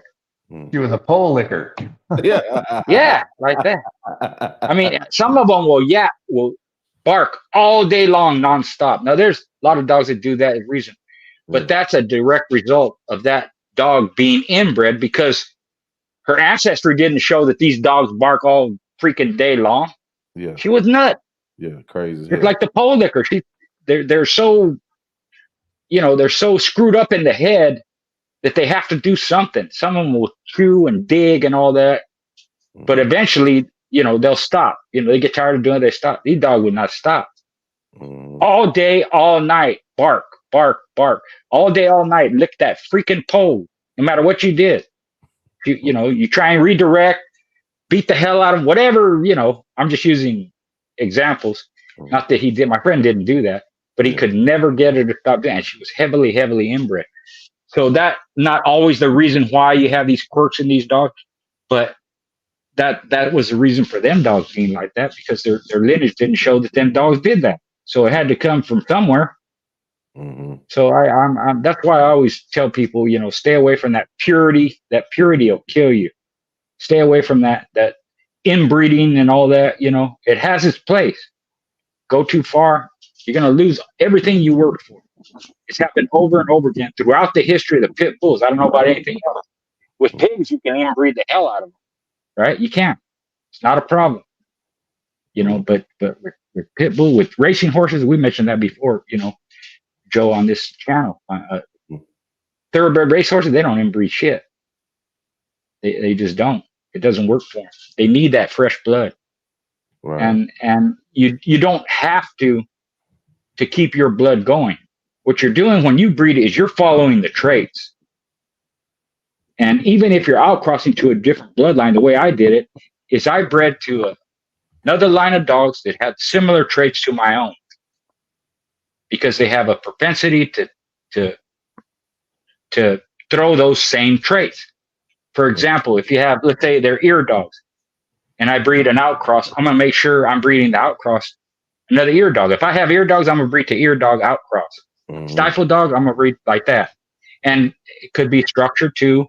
It could be certain temperaments and behaviors. So even though they're not related, when you put them together, because they share the same traits, you're going to get them. Mm-hmm. Mm-hmm. Gotcha. So inbreeding has its place, man, but you got to be careful. Yeah. And so let's say you inbreed and now they're all screwed up. What do you do after that? Well, you go back one generation. Mm-hmm. Go back one generation and take it in a different direction. There's always a way to fix it. Yeah. But if you think you're going to fix it by keep inbreeding, you're going to mess it up more, man. You got to leave yourself a way out. You do. You got to leave yourself a way out. Yeah. I've done a lot of inbreeding, but my breed is scatterbred to hell. When I started out, looking back. Well, that helped. Vito, that helped. Yeah, it does. When I started out, it was not a weird thing. You go to look at a litter and you saw a pit bull, a boxer, an English bulldog, and a Saint Bernard all in the same litter. Yeah. I had a litter like that. I had this female Casino Queen. She was from this big, crazy looking dog called Tyson. He was a good, healthy dog, but he was a three-quarter Johnson-y kind of blood, and then 1/4 painter. So he was an outcross dog. And he could throw his size, he could throw his bone, he could throw a pretty good temperament. But other than that, anytime he was bred, he didn't show up. And whatever the bitch was, usually whatever the bitch was is what he'd just make it a little thicker. Well, my female that I started with, Broadzilla, she was his daughter. And she was more 7/8 bred. But I had another female from a breeding to him called Casino Queen. Man, she was nice, big, great temperament, everything wonderful. So I bought my dog Broadzilla's brother, this dog Stash, from a guy that was selling him. And I thought, oh man, I'm going to breed half brother, half sister off this big dog Tyson. This is going to be awesome. Because I knew everything. I was going to reproduce him. You breed half brother, half sister, right? I had that litter. She had like 9 puppies. I had 2 that looked like standard dogs. I had a boxer. I had a huge dog. He was gigantic, and he looked like an English bulldog bred a Saint Bernard. And then I had one I sold to some lady, some gal, and I had to replace it because it didn't get over 55 pounds. So it was just, that's how, now looking back, probably the pedigrees I was looking at had different breeds in it or different dogs that weren't what they said. And that's just the way it was. That's just the way it was. But I did do the work. That way across the board, Yeah. Yeah. And there's some dogs that were inbreed that nobody knows they're inbred that actually expressed pretty nice stuff. Actually, when you do the inbreeding, I never had produced a dog that's like, wow, oh man. I've had good dogs. They're good dogs. Right. But then when I breed them back to a dog that's not quite as same blood, but not quite as tightly bred, that's where I seem to get genetic change that lasts. So Yeah. And I've done everything. And I've had people that say, well, you got to breed tight. If you don't breed tight, it's not right or something like that. I'm like, Yeah. I tell Well, people, I mean, I've been hearing this stuff for years. Okay, let's say someone told me that. I asked, well, where's the proof? Show me. Give me some kind of facts, some stats, some records, because I can tell you all kinds of inbred pit bulls that were badasses, like Miss Rage, like champion, Havana Boys champion Budweiser, right? And Red Boy champion Hog Dog and champion Yellow John. Those are exceptions. For every one that I could say a badass, I'll name 10 of them that was badasses that weren't inbred. So you can use them. They have their place and they're important, but that's not how you get athletes. It's not. Right. Not if you honestly, if you're honest and you follow the history of anything, right. especially the pit bulls, it doesn't show that. And this is going back to the 1890s. All them dogs we named, the Pinscher and Gas House Dog and Fly of Panama and Kager, you know, whether it's Boleo and Art and Boomerang and all that, they ain't inbred dogs. Those dogs have bloodlines named after because of their prepotency, because they could throw good dogs and they were performers. They're not inbred. Right. So when somebody tell me that, that's what I'm going to do. I always ask questions. How did you come to that conclusion? Where'd you get that from? Usually it's because somebody told me, some old fart told them that, and that's how you do it, this and that. And Red Boy is kind of the exception in that you could heavily inbreed those dogs and you still get performance. But I can't recall one Red Boy dog, whether it's, inbred to a certain extent or heavily inbred, that was a grand champion. I don't think there's one. Mm-hmm. That's not to knock them. It's just that it becomes limited no matter how. But you can inbreed red dogs heavily, and you still retain a lot of those traits. Mm. And to a degree, you can do that with Jeep dog. You can't go much more than 3-4 generations with Jeep dog inbreeding. But still, you're going to lose performance. You're just trying to retain certain traits. You're trying to retain strength and speed, intensity, gameness. But if you're looking for mouth and super athleticism, you're not going to get it. It don't happen. And if there is one or two here and there, again, those are exceptions. That's not the rule. Mm-hmm. How in your experience, in you guys' experience, when you have did some inbreeding, on average, how many generations did it take to lock in traits? Did it take one generation? That's it. Yeah.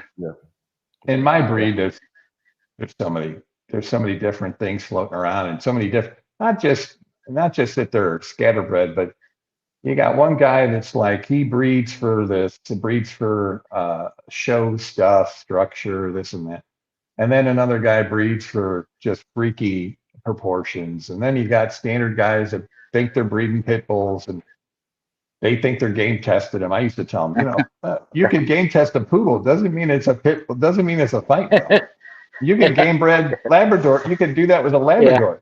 Yeah. It's, the American Bulldog should be a dog that you can go in the woods, catch hogs with, hopefully 3 or 4 or 5, 10 in one day. And then they come in covered in blood and your kids can jump on them and use them as a trampoline. Yeah. And that's what it is. The best catch dog that I've produced that was tested way tested in American, in catch dog guys, they call them woods dogs because they're proven catch dog. They'll bet their life that this dog will do the job every time. Well, I have this dog, actually I called him Mayday. That's another long story. I have a lot of my dogs. I have a Daibo, I have a Honey Bunch, I got I can't even remember. I have a bunch of them. It's just a joke because everybody thinks I'm crossing pit bull and greyhound and all kinds of stuff. Yeah. Dog. Because I don't breed dogs. I don't breed bully dogs like everybody else. I use the standard blood and I select way different. I try to produce a dog that can actually work. But anyway, this dog Mayday, he was an okay dog, like 85 pound dog. Great, good puppy. and he was all fawn colored. And I named him Mayday because I was just so sick and tired of hearing that shit. So I gave him this hog hunter, and I didn't know if that was early on. I'd only dealt with a couple hog hunters. I didn't know that this guy would, he used him as a running catch dog. You know, my dogs have had breathing issues. You know, all these bully dogs have had breathing issues. I wouldn't have let him do that, but I didn't know. So he tells me, he's like, yeah, I hunt in this big holler, and there's a road around the top, and all the hogs are way down there by the creek. I just let my dogs loose, and I drive around. When the GPS shows me they're caught something, I go in. And he said, yeah, my uncle said, you can't do that with no bulldog, buddy. He ain't gonna be able to walk tomorrow. You know, and he did. He would clock, sometimes they clock 12 miles on that GPS collar, and he caught 2 or 3 hogs. But people think that hog catching dogs are real crazy aggressive. This dog would run in. The big thing is they'd run in with zero hesitation and grab a mouthful of the ear or the jowls, and then they become a boat anchor. He'd push back, but he'd almost look like he's sleeping. Because once the bulldog jumps on, all the bay dogs will jump on, and then you can go in and take care of stuff. But I also had dogs from other performance American bulldog guys that, you know, their thing is how badass their dogs are, and they're badass dogs. Not taking anything away from them, but I've sent them, you know, some to my friends that are hog hunters, and they're like, how'd that dog turn out? Oh, he ain't worth a shit. I'm like, no, are you kidding me? He goes, oh, he'll catch. He said, but then I break him off and I tell him dead pig, and that son of a bitch just wants to get after it again, the dead pig. He said, then I try to catch him to put him in the box, and he said, he's jumping all over me. I got blood on my face, and he's just acting like an idiot. Or I had one, I stole this guy, he still has her. She's half my blood, half this one friend of mine down in Arkansas's dogs. And he said, that dog's crazy. I'm like, why do you say that? Because I put her in the back of my side by side. We drive through trees. That bitch will grab a branch and she rips it. He said, go to let him out. They got leaves all over the thing. She's just stupid. She's too hyper, too stupid. So, I mean, that's part of the thing. The old timers used to say, you can teach a dog anything. You teach them once, they know it, and they'll catch. They're not dog nasty. They all that stuff. And that's the other thing too. You got to put your dog in a dog box. These guys don't have special places for the bulldog. He's got to ride with the other stuff. And if he grabs their hounds, they'll kill him, because the hound, you can't find a pig, you don't catch nothing. You got to have those hounds. So the American bulldog is totally different than pit bulls. I know a lot of pit bulls, they adapt great to that. But I'm sure if you had, you know,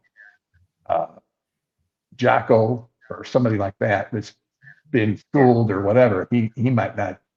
He might be looking for too much action. But those are great points, Vito. And I spoke on exactly this the other day in a video, and I've done it on our other podcast. Yeah, you're right. You should just go ahead and say it. Most pit bulls ain't worth a shit for catch dog. They're not. They're not manageable enough, and they end up fighting whatever they're running with. That description you gave of catch dog, that's what a catch dog is. Those are the best ones I've seen. They ain't the ones that trade with the pig, and they ain't the one that's fighting. It's not a fight. They're there to catch it, hold it, use their weight against the pig, almost like an anchor, you said. That's a catch dog. And that's why a lot of pit bulls, they don't make the grade for that. They'll catch the hog, they'll fight the hog. That's not what the hog catcher wants. They want him to pin that hog down, keep him immobile so they can run up, drop his black legs, tie him up, kill him, whatever they're going to do with the hog. So yeah, that's what I meant earlier when I said not all catch dogs are good at it. You know, they're not. That what you described, that's a catch dog. Them old farts, they knew what they was talking about. You know. Oh yeah, and see, that's what I think for generations that the bulldogs that were considered culls or curs to the fighting dog guy, he, you know, especially if they're big, if they're 60 pounds, like 50 pounds, like, oh, this thing's too big. He's slow. You don't have the wind. You don't have it. They give it to a rancher or a hog hunter, and then those hog hunters They may cross the Bloodhound in or whatever works. They don't really care. Yeah. They just care about making their job easier. Catching hogs is what they want to do. Right. Yeah. I have a friend, and that's what he did with his pit bull culls. He gave them the hog hunters. And if they worked out for them, great. If they didn't, they called them. But he gave them a second chance. They'd take them. And some worked out, some of them didn't. So that's a good other thing to do. Everybody's heard that, pit bull is versatile and they can do anything any other dog can do. Well, to a certain extent. They might do it, but it doesn't mean they're the best at it or even good at it. Mm-hmm. Sometimes pit bull don't make good hunting dogs. They don't. Because they're fighting the prey. They're not killing it. If they don't have finish, killer instinct, it's not good. You can't. You need to have a dog that knows how to catch the prey, whether it's a raccoon or a squirrel, whatever it is, a coyote, whatever. Finish it as quickly as possible without sustaining too much damage, so that they can hunt again and again and again. I have friends that Joseph, I think he's been on here, or he's been Mink Man, right? The Mink Man. I don't know if you've seen his channel. I think he was on Buck's channel. Okay. Yeah. He has dogs for a particular reason, for ratting, for hunting, and he's gotten some pit bulls, and he's trying to find another one. They're not good for hunting raccoons. They don't do the job. Yeah. So for his work, they didn't make the grade, and it's frustrating because, again, those killer instincts, a lot of them have been bred out of the dogs, or they just lost the instinct. And it may be good for fighting, if fighting was legal or something, but not good for hunting. So yeah, the pit bull can be versatile. It can do all kinds of shit, but again, that doesn't mean they're expert at it. It doesn't mean they're good at it. Yeah, I mean, they're individuals, so there's all different stuff. And I know a lot of pit guys and breed, they used to have 50, 100 dogs because in the litter, they'd be happy to get one or two that worked out. One, you're right. Yeah, you're right. Same thing with American Bull. I sent dogs to pit hunters, not pit hunters, hog hunters, and I've gotten them back. They tell me, I have a female right now. Matter of fact, she had litter puppies 6 weeks, 8 weeks ago. And when she was like 2 or 3 weeks pregnant, I got woke up in the middle of the night. I heard all kinds of hell break loose. And it sounded like a little puppy was just getting mutilated, just screeching. And I jumped up and ran outside, and I had my flashlight. I was walking. I thought, wait a minute, I don't have any puppies. I don't have any little puppies. And I shined the light, and it was a raccoon. It was a big male raccoon on his 2 legs, and 2 of my dogs are going at him, coming to take it. I couldn't see good, so I got my car and pulled it up to the fence. And I'm like, just kill him already. Yeah. She shook him good and must have broke his neck or something. But the weird thing is that my headlights were shining through the other side. My dogs all have huge yards, about 150 feet by 100 foot. And I've got my light shining. I'm looking at the other side of the wire fence. There's a coyote going by. I'm like, what the hell? I guess he heard that raccoon screaming like a baby. And got brought in. Came to check it out. And I went to go shovel him out of there the next day, and it was like, this thing's huge. They stretched him out. He looked like he was 3 foot tall. I get that every once in a while because I free feed my dog. I use these big tin feeders. I know most of all these people are like, oh my God, that's horrible. I feed cheap kibble, and from the minute they're able to walk around, I have all the food they want to eat. So they kind of regulate their they don't overeat because it's always there. They don't care. I used to feed them raw, but now it's just too much hassle, and I got fights, and I like to keep everybody male, female, and big yard. So I wish if I was retired, maybe I would do it that way, but I feed cheap kibble and they thrive on they do good on it. So all these dogs that we mentioned in the past, that I mentioned, that's what they ate. They ate crap, and if you look at these keep scraps way back in there, they're giving them toast, and they're giving them corn, and they're giving them, so that's one of the not controversy, but one of the debates we're having. does quality food make that much difference? I'll say yes. Can a dog survive and do well, even compete on what would be considered not the top grade food? Yeah, the history shows that too. So I know people, they fed Old Roy and Purina High Pro and all that. These are champion and grand champion dogs, and dogs that traveled different states and competed. They had different handlers. They're eating different diets when they changed owners or they're borrowed or lent out. So to me, if the food is balanced, I don't care what you're feeding. The diet is balanced, it's good. You may, let's say you feed them some crap food, and then every once in a while you give them a piece of liver, you give them a piece of chicken or some hamburger, or they get a carrot or something. It's all relative to me, anyways. Right. There's so much information, and that information always keeps changing, even through the years with human food. This is good for you, and now it's not. This was crap, now it's good. Oh, we were wrong about red meat. Now red meat, it's good to have a red meat diet in the past. Oh, yeah. Don't eat grains, eat grain. For me, I don't care. Our dogs ate anything. Anything I gave them, they ate it. And sometimes they caught wild animals and ate them too. Or a chicken or a snake or whatever it was. I didn't give a shit. It's all food to me. Right. And if they're active, if they're healthy and active, they're going to burn it off. And they're going to, you're going to feed them something else. But what I've seen lately is dogs are picky, or they have allergies, or they have, really, he's allergic to chicken. Mm-hmm. It don't make no sense to me. Or you can't feed him a banana. He won't, or he don't like bananas. Or he don't like carrots. Or he don't like, what happened to dogs? Because our cow dogs, we fed them whatever, man. I'm talking beans, salsa, tortillas, rice, whatever. They got a piece of chicken here. They got scraps. My dad never bought them dog food. Yeah. He did whatever was left over. That's what them dogs eat. And they ran cattle all day long. Exactly. Never had a problem. Never had no injury, no diet, no stomach problems or diarrhea or anything like that. Mm. They caught squirrels and rabbits and all kinds of stuff. So to me, food is food. Now, maybe I'm old fashioned or whatever. And there's all this new science and all that. I don't dispute it. But I just know from experience, Go ahead, Joe. I'm sorry. I'm sorry to cut you off.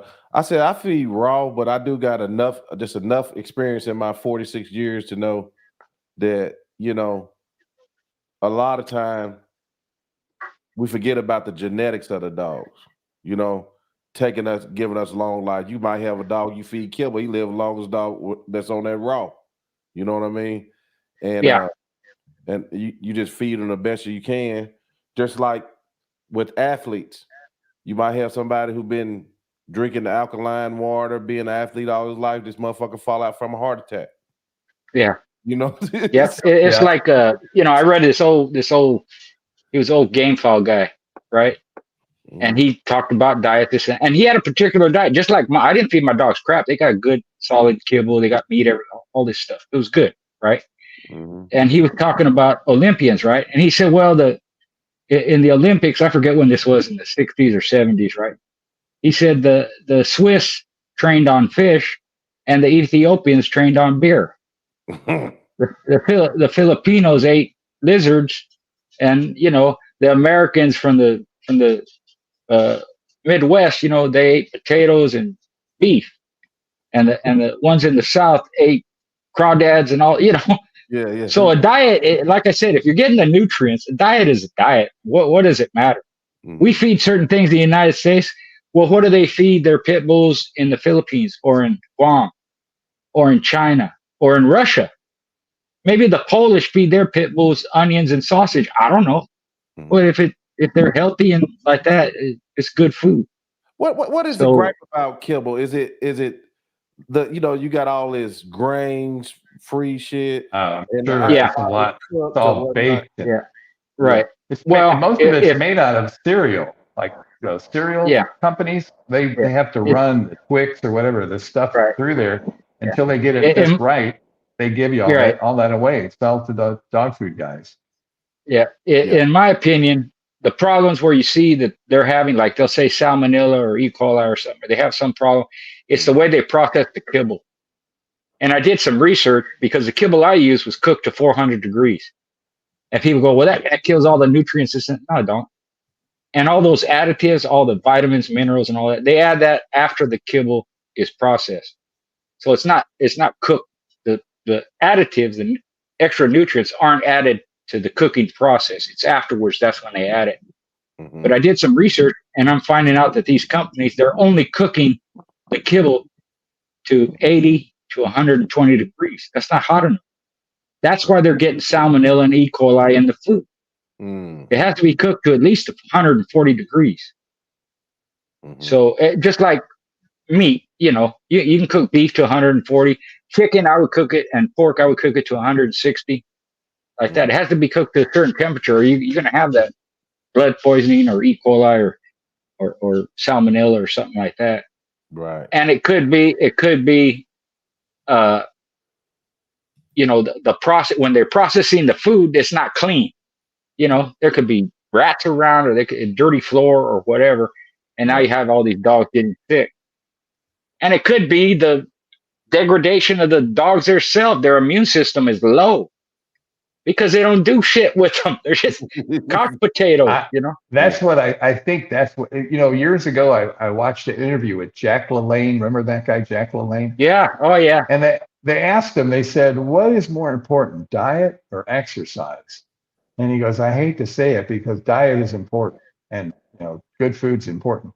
He said, but I've seen these super athletes that are incredible. They're Olympians. They're fantastic, but they eat garbage.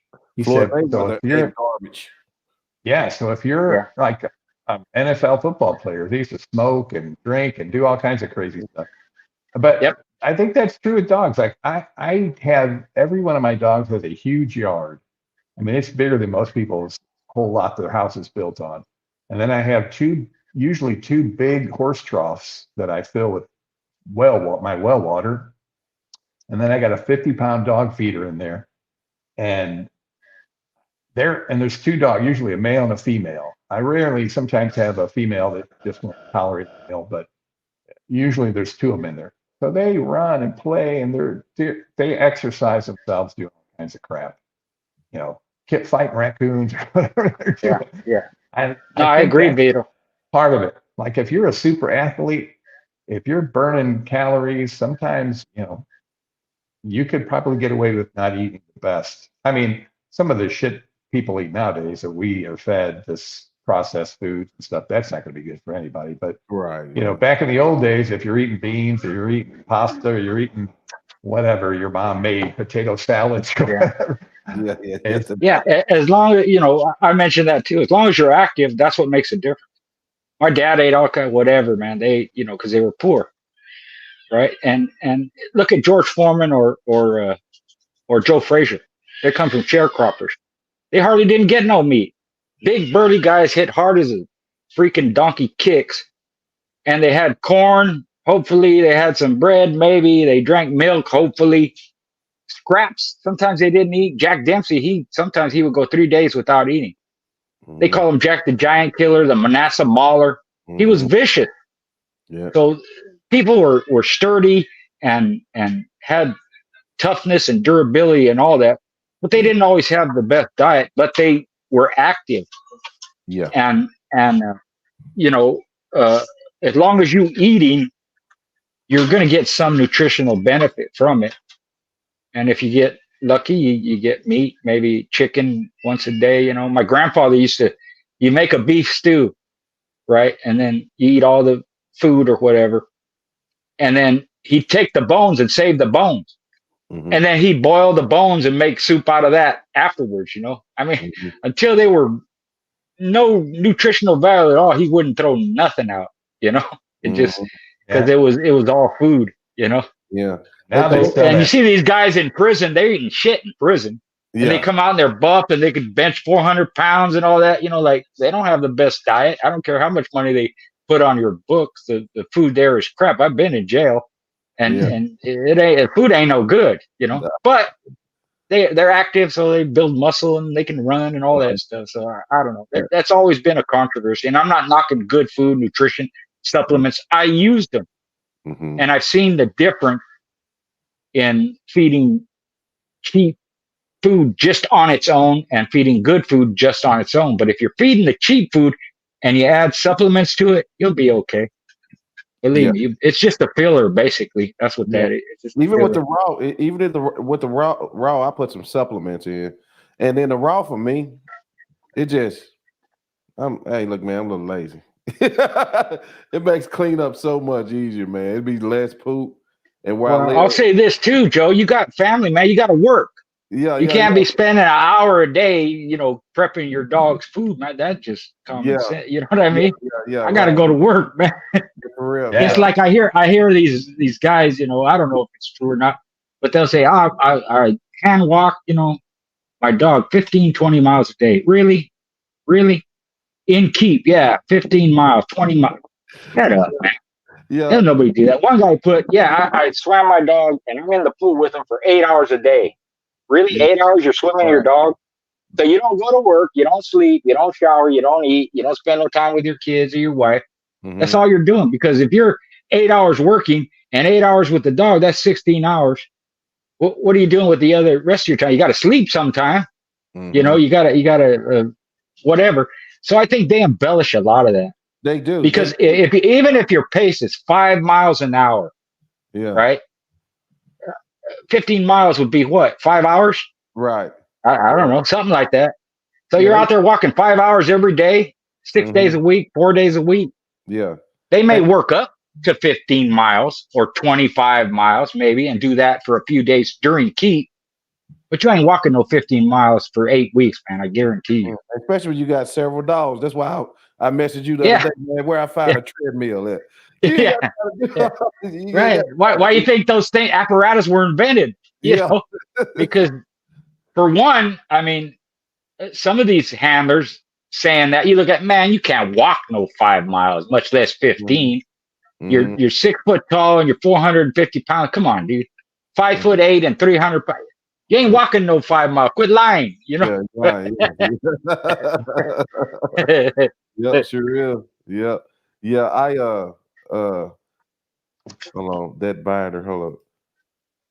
It's leveled to cheap foods. Yeah, you're right. Yeah. I had a vet on here talk about that. He really didn't believe in, he didn't really go into it, but raw diet, he said, man, kibble is good enough. He said, my friend's a vet. My friend's a vet. I work for her. I do stuff for her. I take care of her horses 2 days a week. And he says stuff. He said, dogs are not carnivores. I'm like, I think they are. She said, oh, no, they're omnivores. They can eat anything. Well, they can. I mean, I could eat, dandelions and live, but that doesn't mean I'm not a carnivore. Mm-hmm. But I mean, in an ideal situation, I've only got about 12 dogs. I used to always have 20, 25. If I win a huge lotto and I could hire an army of people to help me do all this shit, I would do it. I would love to do it. I'd love to just stay home and see how I can push my dogs into all kinds of stuff and do sport work. I'd love to do that, all that crazy stuff they're doing with pit bulls. They run up the wall and they do the treadmill runs and all that kind of stuff. It's just all athletic stuff. Like in American Bulldogs, a friend of mine that wrote the book, American Bulldog book, he and another guy in California started this thing called the Iron Dog. And it was like a test, but really it's just an athletic competition. I won the nationals with my dog Joe in 2012. And it's like a sprint race. Excuse me, who's the guy who ran that Iron Dog? Dave Putnam. He's one of the guys, him and his friend. He used to, I don't know if he's even in the breeding, but he wrote a book about American Bulldogs. Real nice guy. He's in California. He's an artist, actually. Pretty cool artist. And they started this. It was pretty cool. It was like you do a sprint race, then you do a hardest hitting. And hardest hitting is where a guy puts on a sleeve or a bite suit, and you send your dog from so many feet away, and it slams him, grabs the sleeve, and hits him as hard as it can. And then they have a weight pull. That's the triathlon. And then they have a 5 event where there's a tug of war between 2 dogs. And then they have hang time. Okay. And My dog Joe won the whole freaking thing, the Nationals here in St. Nice. Louis at Purina. Yeah, we Nice. competed against Malinois, Band Dogs, Pit Bulls, and standard American Bulldogs. And I'd never done hang time with him ever. One of my late friends, he that's what he loves to do, hang time and all that kind of shit with his dog. And I'm like, we got supposed to do 3 minutes on this hang time. You think we can get him to do it? Oh yeah. So he's like, just keep yelling at him. So I'm like screaming at him, telling him, keep it going, Joe, keep going. And he held on, and then we won. But I love to do that kind of stuff. I tried to do PSA with my dog Clyde. We had everything down, but I'm just not good with the obedience and all that stuff. And a lot of those guys, they'll pay somebody to help with the training to do the obedience work. Those dudes are like $3,500 for this, $3,500 for that. Oh, gee. I don't have time to spend. I don't have money to spend 10 grand on my dog. Yeah, I wish I did. Yeah. They used to do the hang time at some of the events in Mexico, but they cut it out because they measure how long the dog stays there, right? Well, some of the dogs were staying there 2-3 hours, man. Like, how many are you gonna do? You know what I mean? Even if it's 30 minutes, if you have 10 dogs, that's gonna take you hours to finish that event. So they kind of cut that out. I think all that running up the wall and all that high jump, all that came from Mexico, from guys in Mexico with these pit bulls. Remember, like a long time ago, they were doing all that stuff. I'm like, whoa, that shit is awesome. Yeah. Now it's I judged she was the top wall climb female in the world. Her name was Antara. She's on all these videos and stuff. And she was from, I forget, I think she was from South America or else Mexico. But she was like a staff, mostly staff blood. And man, she had the record at the time, which was like 15 feet or something like that. And she went all over the world. This guy traveled everywhere. Nice guy. I got to judge her in Mexico. I love to do that kind of stuff. Of course, yeah. I don't know how 85, 90-pound American Bulldog would do. Some of them have done it. I don't know how high they go. Yeah, I've seen them. Even, in fact, the last event I did in Mexico, they had German Shepherds, they had Greyhound, little Staffies, and they were doing all the sports, even the weight pull. That little Staffy, he pulled about, let me see, it was over 2,000 kilos. So it's over 6,000 pounds. Yeah. That little Staffy pulled that, and then he did the treadmill. They had a lot of energy, man. They're real neat little dogs. And they had a little a whippet or something ran the treadmill race too. And that's a good thing with the races. Even at the pit bull events, any breed can compete in those legal races. It's not just pit bulls, So it was neat to see that. They do it up in Mexico, man. I mean, they'll have thousands of people there, 20, 30, 40, 50 vendors, and they have like exhibitions of dogs doing tricks and police dog training, attack training with the suits on and all kinds of stuff. It was real cool, man. That's what I'd love to do that stuff. It's athletic competition is what I look at it as. And the dogs love it. Bulldogs love. My dogs love to slam the shit out of a guy in the sleeve. My dog Clyde, it was his favorite. Yeah. He didn't hate the guy. He had no aggression towards humans. He just when he saw that guy, he thought, man, we're gonna fight. We're gonna play. Yeah. It was just a fun thing to do. Yeah, that's cool, man. Another thing I learned from reading pit bull books and talking. I've met all kinds of pit bull guys before. One guy I didn't know what he was. Back in the 80s, he actually was a customer of my dad's. I didn't know it till later, but he was a real wealthy guy. And I saw him one day and he pulled this big black dog out of his car. And he had white hairs all over his face, all over the place. And he was taking the harness, like a dog harness, and the dog was, grabbing it, and he was flipping around. And I asked him, hey, what kind of dog is that? This is, I was a younger guy. I couldn't tell it was a pit bull because its ears weren't cut. And he goes, it's a stray. It's a stray. It's a stray. Yeah. But then I learned as now looking back, all those white scars, all those white hairs were from scars. Yeah. And I had another guy where we used to live when I was a kid. There was a big park, and there was a area of the park that was like wooded, and nobody really went back there. It was just like desolate woods. Well, I was back there with a friend of mine, and I noticed these people had this fence. It was a wood fence, but it must have been 9 feet tall. And you could kind of see through the cracks a little bit. And I could see dog houses. I thought, what the fuck? What is this? So I crawled up. I crawled all the way up the fence and stuck my head over. And it's all these dog houses and all these chained out dogs. And I guess I kind of knew. I thought they're like Staffordshire Bull Terriers or something.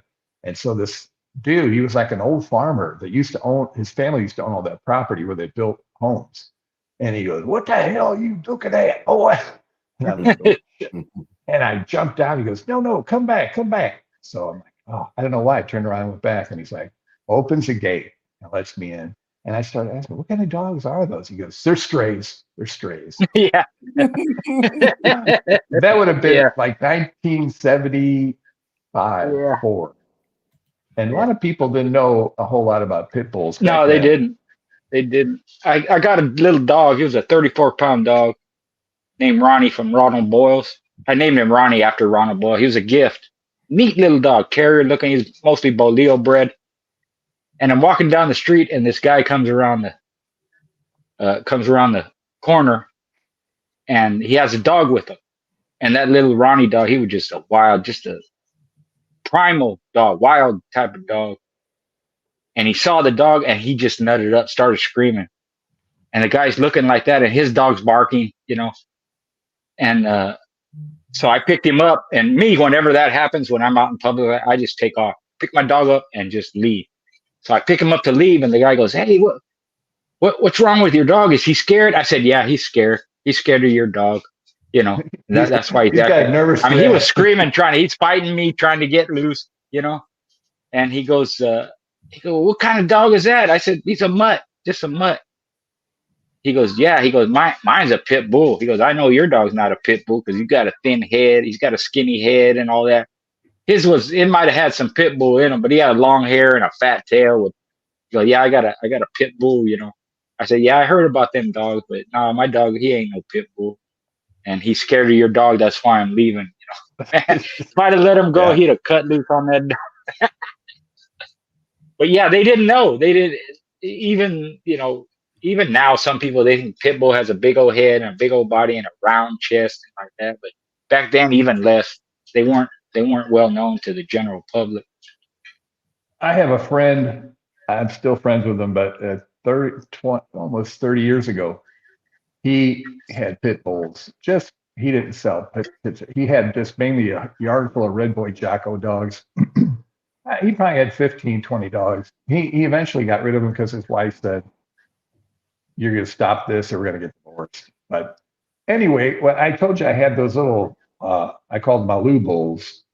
And I was talking to him. I thought, I wonder, instead of using Staffy bull, if I use a small pit, what would it be like? He goes, "Oh, I got one for you. I got our house dog, Toby. You can come get him anytime you want." So he lived about 2.5 hours from my house. And at the time I had like a little Jeep. And I stick this dog, Toby. My friend's like, he's just our pet. He's not worth a shit. He's not game, but he's a good varmint dog, he said. So I put this little 40-pound dog in my Jeep, and I stopped to get gas, and it's got a rag top. And I don't know, he didn't act crazy or nothing, but he didn't have his ears cut. He just looked like and he was a muddy brown color, like just dusty, chocolatey, ugly kind of color. And I'm getting out to put gas in. I'm thinking, oh shit, everybody's gonna know I got a pit bull in my car. I got a real pit bull in my car. And nobody thought anything. And I stopped actually to walk up, make sure he had to go to the bathroom. People are coming out like, "Oh, what kind of mix is he?" I said, "I don't know. What do you think?" People are like, "Oh, he looks like he's got Labrador in him."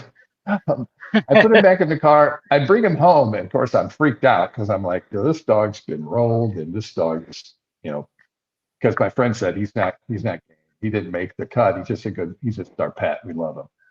And that son of a bitch, I had him running with puppies. I had to litter little puppies. They were all over him. Like he was so not dog aggressive. He didn't show any signs of dog aggression. But I was looking at him and I called my friend and I'm like, dude, this dog looks like a whippet with a big brick head. I said, you think they put whippets in these dogs? And he goes, no. He goes, it's just an athlete, an athletic dog, and looked like an athletic dog. But I'm like, I don't know. This son of a bitch has a roach back and he's thin boned and he's got a deep chest. He really looks like a whippet with a brick head. I had bred him to my female and took him back. And then the next day I went to work. When I came home, I have this big American Bulldog, it's like 90-pound dog. And at that house, I had indoor, like doggy doors that went into this little kennel room. And I come home and the stupid dog's like, he's sitting with his ass in the doggy door. And I was like, Logger, what are you doing? And he comes forward and that female was tied to him. And she was a little tiny, like 40-pound dog, 45 pounds. They were breeding? English cross. He bred her, yeah. They were breeding? Yeah. So I checked, I DNA'd the pups and they were from my American Bulldog. They weren't from the pit. So I never got a litter from that. Yeah. Matter of fact, I don't know if you guys ever heard of Shorty Bulls. Yeah, I've heard of them, yeah. Shorty Bulls. Well, the gal that started the Shorty Bulls, we were friends years back, and she bred American Bulldogs, but she also always liked these English Bulldogs. And she had an English Bulldog that would run an A-frame and do hang time and all this shit. And I thought, man, I'd like to breed that to one of my little dogs. So we worked out a deal, and she got one of my dogs that came off of this dog I had, Mojo. Was probably one of the best dogs I've ever had. He was a Staffy Bull. He was that same 27-pound Yankee Staff bred to an English Bulldog mix, like an oldie. And he just looked like a Staffy Bull. That skin was wrapped over an English Bulldog. He had a Staffy Bull head. And he was the cockiest, most fun dog I've ever had. Anyway, she got a dog for me called Panda. And I don't know exactly what they did, but I think they crossed it to a Frenchie or something. And that's what started those dogs, those Shorty Bulls. And now I think those Shorty Bulls have made their way into all those American Bully pocket dogs. Probably did. Yeah. Hey guys, I'm gonna take some questions if y'all don't mind. Oh, sure. I was gonna ask you one thing. Okay. There's this video.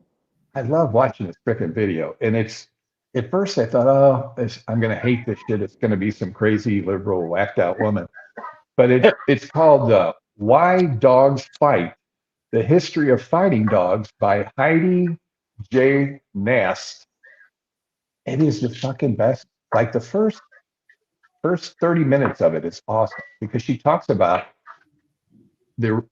some origins of dog fighting in England and the parallels between the people and the pit.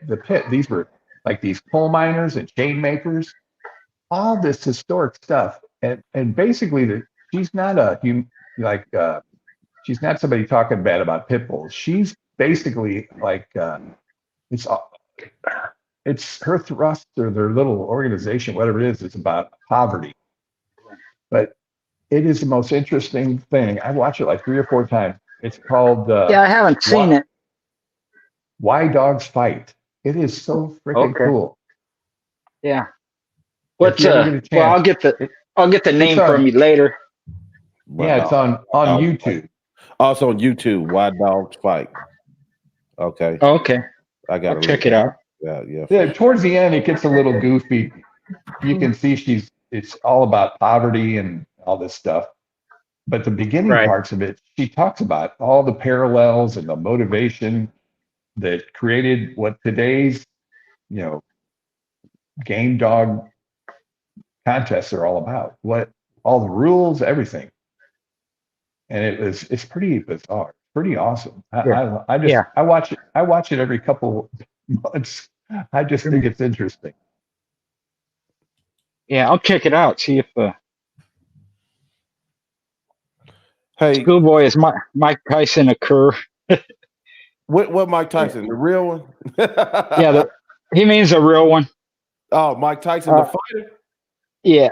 Well, I'll say this because that's come up. You know, there was a dog that quit, and the question came up, would you call him? I say, yeah. And they know I'm a Duran fan, right? Yeah. And Duran quit, right, against Leonard. Yeah. So the guy asked me, that was out of frustration. How can you like Duran? He quit. He said, if he was a dog, you would have called him, Richard. I said, yeah. Humans ain't dogs. So I don't look at them the same way. Mm-hmm. So again, I'm a boxing history guy. I love boxing, this and that. Yeah. A lot of these great fighters that we talk about have quit. Yes. Either as an amateur or a pro. People that people love. Mm-hmm. And I'm talking not just Duran, Leonard, Larry Holmes, Rocky Marciano, Willie Pep, Alexis Arguello. Mm-hmm.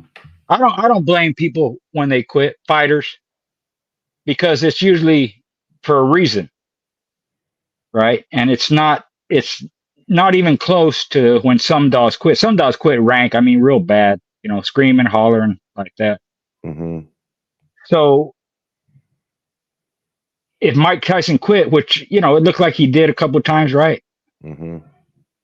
I wouldn't blame him because he got the hell knocked out of him when he did. But again, I don't look at dogs and people, pit bulls and people the same way. It's not the same thing. Right. It's not. Right, because there's too many variances in that. Because to me, Mike Tyson isn't an all-time great. Not to me. Because if you know anything about boxing, they can build a fight up, give them the right fights coming up. But if Mike Tyson ever got into it with maybe a top legendary Hall of Famer guy like Holyfield, he never beat him. Well, I was a Holyfield fan when everybody was on the Mike Tyson team. You know, I liked Holyfield, and for me, just like dogs, boxers, I'm partial to who's the better taker, not who's the better pitcher. Right? The better catcher. That's a term they use. Who's the better catcher? Who can take more punishment? Rather than the guy who's a power hitter and knocks everybody out.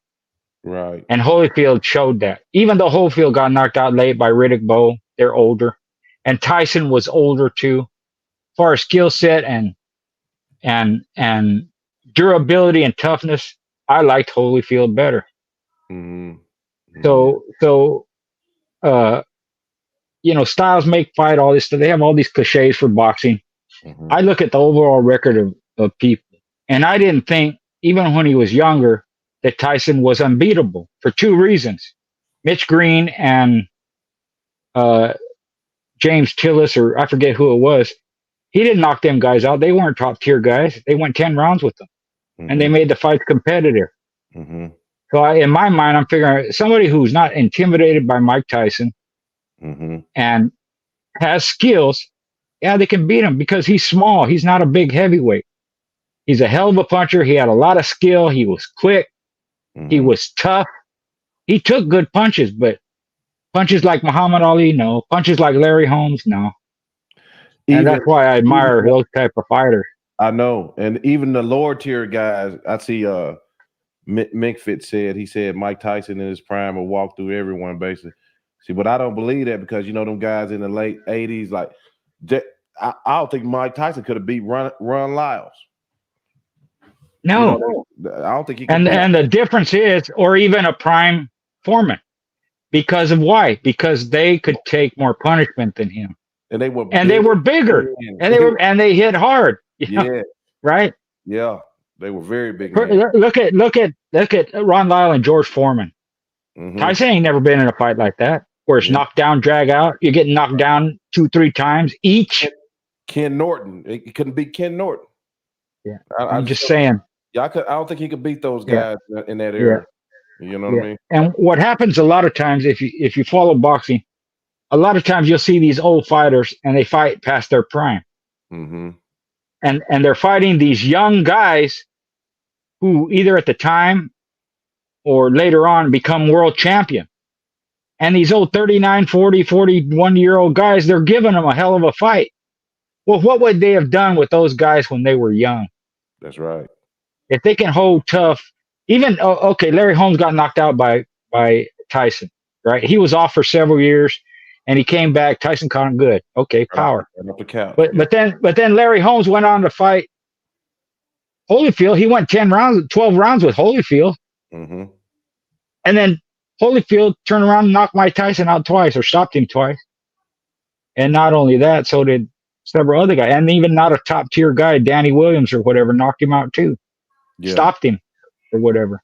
Yeah. So it's not that easy, man. If you look at Duran, he's 45 years old, still fighting top 10 contenders, in his late 30s, still winning titles. You know, these guys are a lot younger than him and a lot bigger. He's only 5'7", and he was a lightweight champion. He's fighting at 160, that's 25 pounds heavier, and he can compete with Marvin Hagler, one of the greatest in history, and he beat Iran Barkley, who knocked out Tommy Hearns, and Tommy Hearns knocked out Duran. But it's just that, you know, A beats B, B beats C, and then C turn around and beat A. Right. So sometimes the flash, the hard hitting, it's impressive, and it's the same way with dogs. I've seen tons of hard biting dog killer, and they do this and that. Well, when they get pushed back a little bit or have to go some time, they quit. And a lot of times they quit rank, man. They run away and jump out, and they're killers, but they ain't got no heart, man. Right.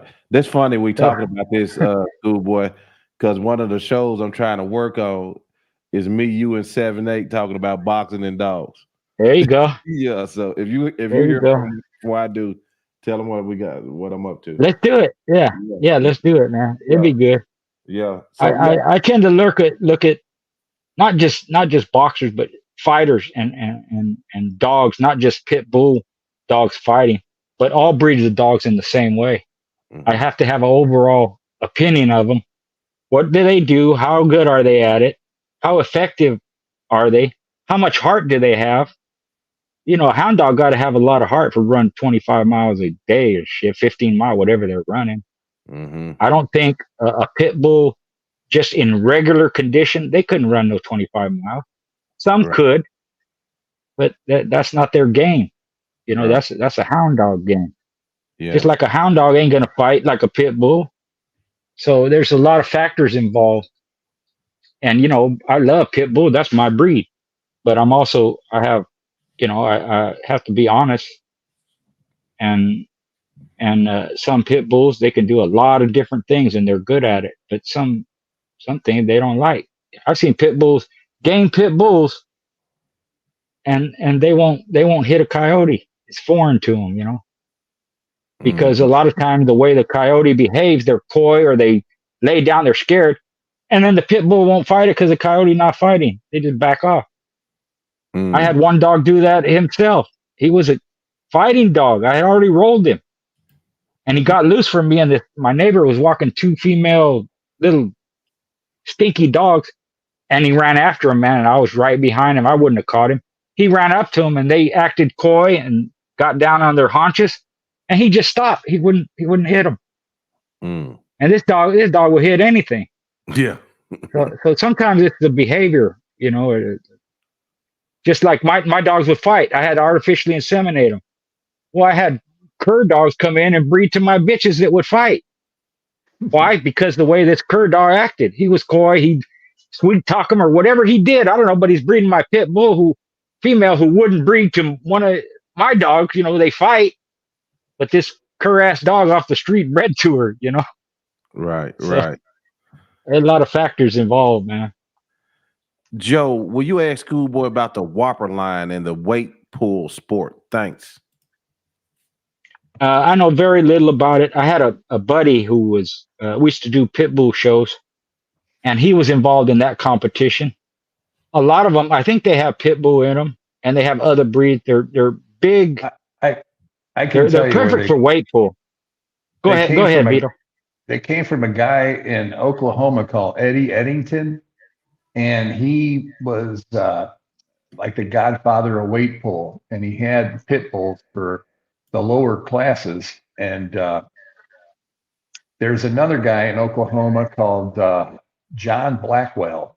John Blackwell, he had Dog D Bordeaux's, and then he was going from Dog D Bordeaux's getting into a Johnson American Bulldog. So he took one of Johnson's dogs, this dog called Dick the Bruiser, and he bred it to this female Dog D Bordeaux, and it produced this big brindle 150-pound monster dog that was called Whopper. And he gave it, or sold it or whatever, gave it to Eddie Eddington, and Eddie Eddington got it registered with the ADBA and started a whole thing.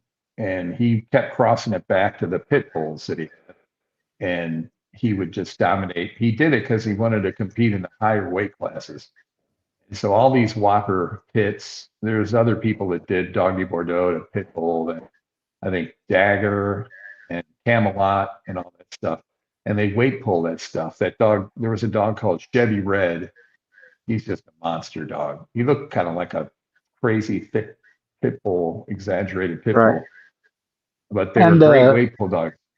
The ADBA, don't they have a? They did it for they years. Developed, but don't they have a? It's like a separate breed. It's like a. Now they did because I guess so many people complained, and I don't think they complained when Eddie Eddington got murdered. Somebody killed him with I think they killed him with a ball peen hammer over dogs. Damn. Oh, geez.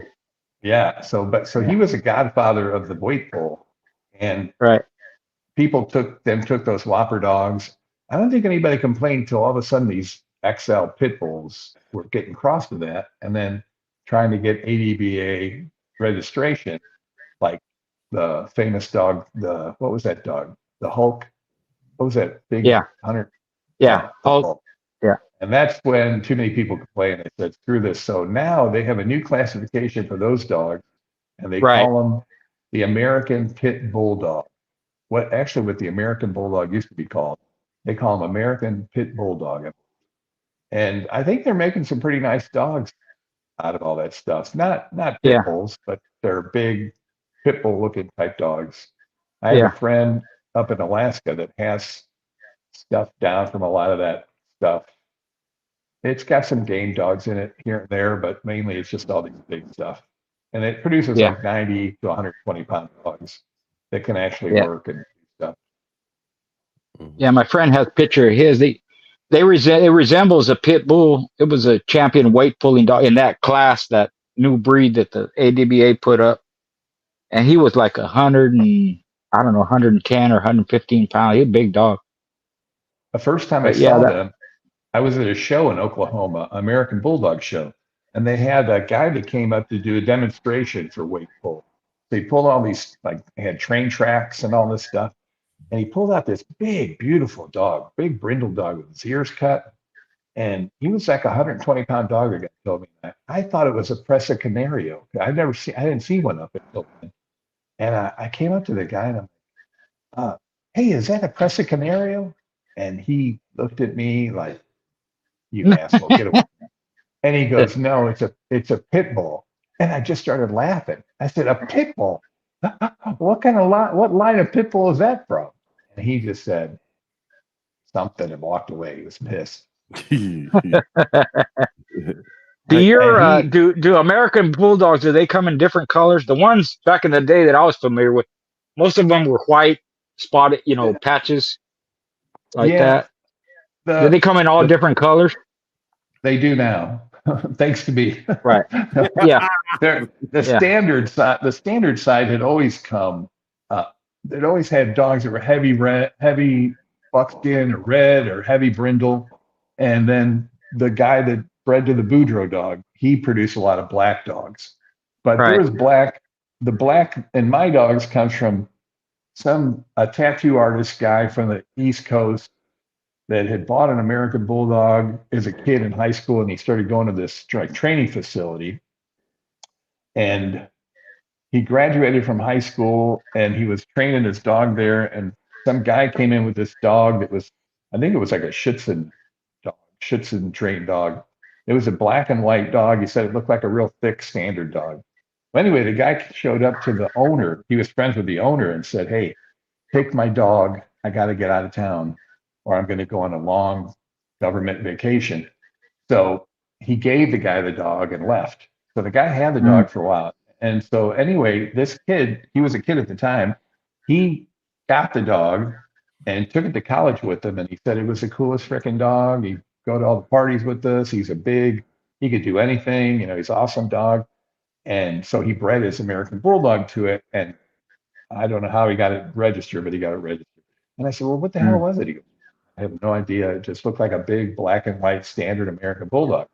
So that's where my black originally came from, because several generations after that, there was a dog called Aslan, and he was just an awesome dog. He caught hogs, he did man work, he did all this stuff. And his grandson, they advertised in something, and I thought, wow, I want to breed to this dog. It was a big black and white dog doing hang time. So I called the guy, and he was in upstate New York, and I'm talking to the guy about shipping semen, because I was like, 26-hour drive, I'm not going to drive there with a bitch. And so this guy was like, he was like, I don't really know anything about that. He said, "Well, I got his daughter. I'll sell you his daughter." So I bought his daughter, and that's how I got black.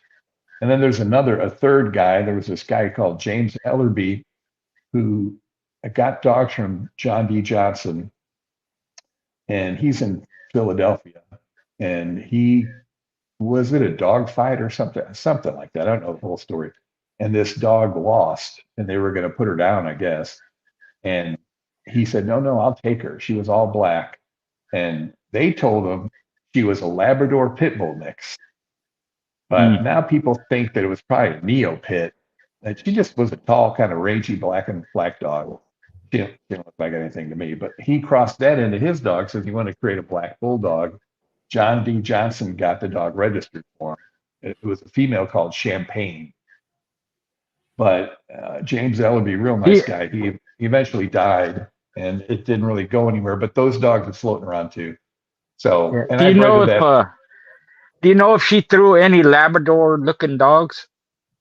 No, but she threw a blue dog, which I guess could come from Pit Bull, but they're thinking it came from Neo, because it can come from Pit Bull. Yeah, I imagine like Amstaff. I think they tried to pick that food, but blue in dogs is just a dilution of the color. So like if you take a black dog and it's diluted, you pull up the hair, you'll just see these black spots. But in a black dog, it has a lot of black spots. In a blue dog, they're reduced by a certain percentage. Yeah. So it's kind of I know game dog guys for years said, "Oh, I'd never have me a blue dog. They're not worth shit." I'm like, well, it's just a dilution. You could probably get it. I'm not saying it would be good, but you could probably get it. Grand Champion Soga, Antonio Bayonne Club, Grand Champion Soga was blue. They call them blue. It's more of a seal or a gray, right? Blue. It's just like a red nose. 5-time winner. It's just like red nose. It's a recessive gene that takes all the black. Red nose takes all the black out and leaves like a liver color. And it's in the nose, the eyes, and the fur. Yeah. I produce chocolate dogs. I mean, I get guys, as soon as they see I got a black dog, they're like, "Ooh, he put Pit Bull in there." And if I got a chocolate dog once and sold to this guy in France for a ton of money, and then everybody started telling him that Vito put a chocolate lab in there. I'm like, a chocolate dog is just a black dog with a red nose. Yeah. If you do some research on colors, how colors come out, a lot of these guys will get explanations for why is this dog chocolate? Why is this dog blue? Why is this? And I mentioned this one time. If you're a painter, just a regular house painter or whatever, how do you make the color black? What colors make black? And they go, well, I don't know, brown. And I said, it's yellow, red or maroon, and blue or something. Just look it up. I told him, just look it up. It ain't what you think. You need yellow to make the color black paint. So if you're looking at dogs, like, why did that dog come out this color? Why? you have to know the lineage. You have to know the colors behind it, and you have to know how can these colors come out. If I got 2 black dogs and I breed them together, how come I got chocolate? Well, chocolate is like that delusion of black. Mm-hmm. Yeah. Blue is that delusion of black. Mm-hmm. And my Brindle. To make brindle, you need red, brown, and some other color. I forget what. That's what makes brindle. Mm-hmm. So Yeah, it's people in think our you just look breed- at them. No, it can't be that. No. Yeah. In our breed, we have people, they just don't even understand simple dominant recessive color. In dogs, a red dog, non-brindle red dog, red, brown, fawn, buckskin, it's recessive. And what most people don't understand recessive, all that means is the only color it can throw is red, non-brindle red. It can't throw black, it can't throw brindle. And then if you got a black dog, black is dominant to red. So all that means is that a black dog can carry red, the red gene. So you have two color allies, and if it's black and it throws black, the dog's black. If it throws red and the mother throws red, it's red. So a lot of pit bulls. And then some colors both have to carry that gene for that color to come out, right? Well, the dilutions, or that, on the dilutions you do, because like if you want to produce a blue dog, the dad, well, one of the two has to be black to get a true blue, but he has to carry the dilution gene and the mother has to carry the dilution gene. If just one does, you won't get it. Same with the red nose. And since those are recessive traits, and red is a recessive trait, just meaning that they got no color to give except red.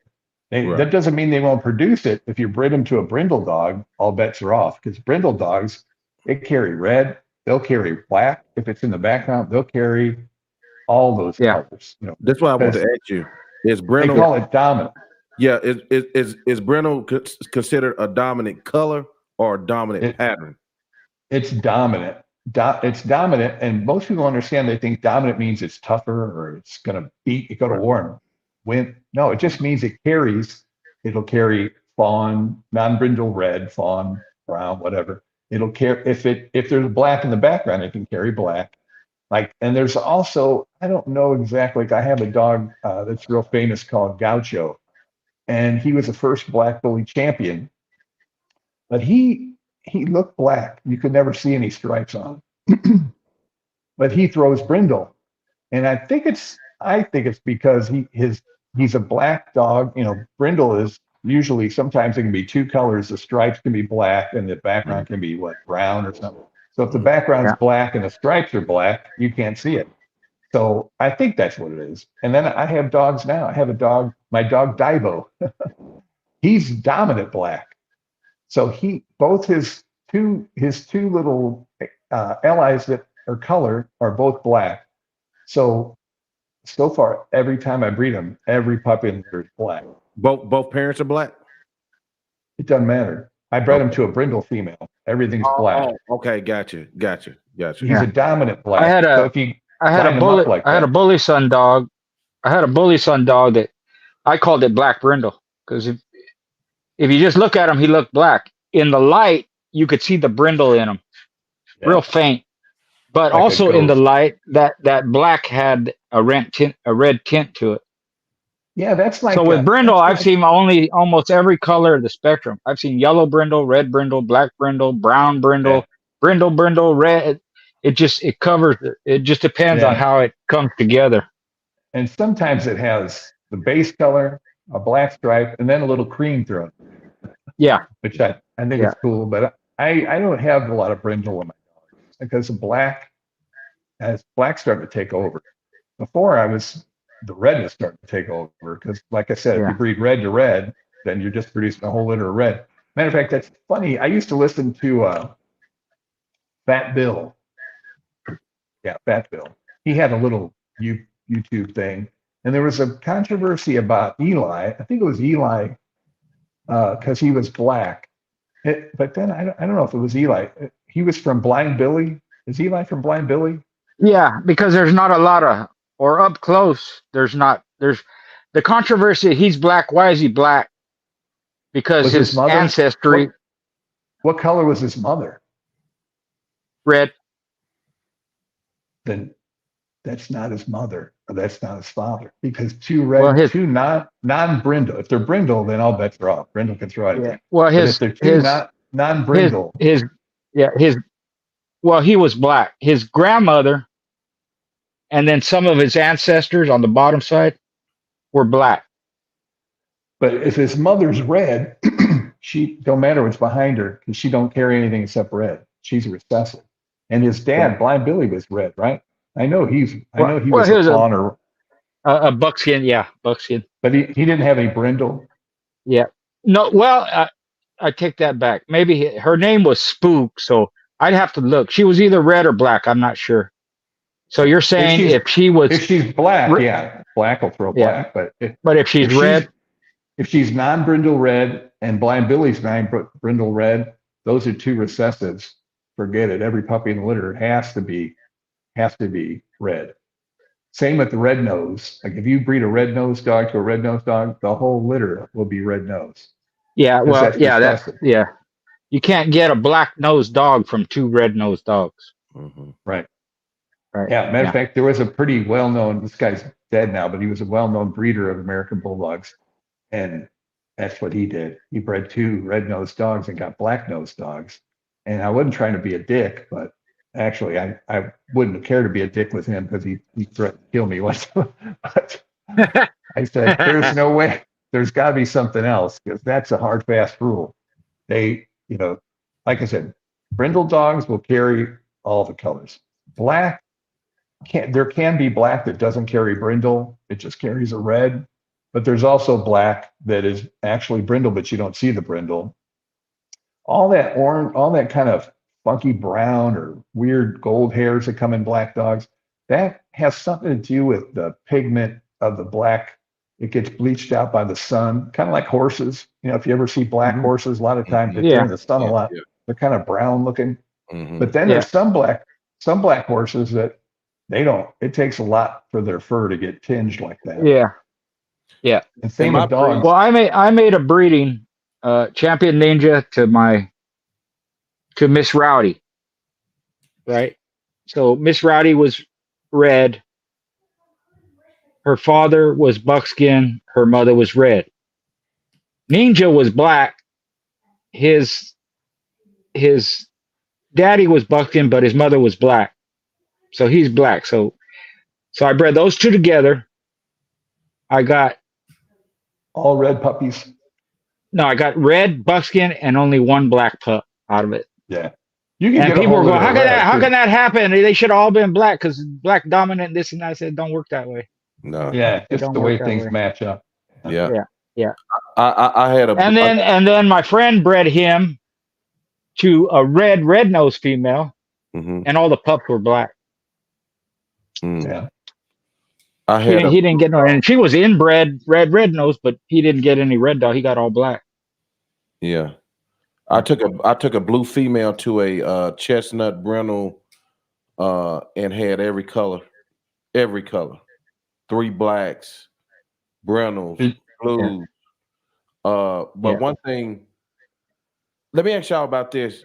So I was always taught never to breed a dilute forest blue to blue.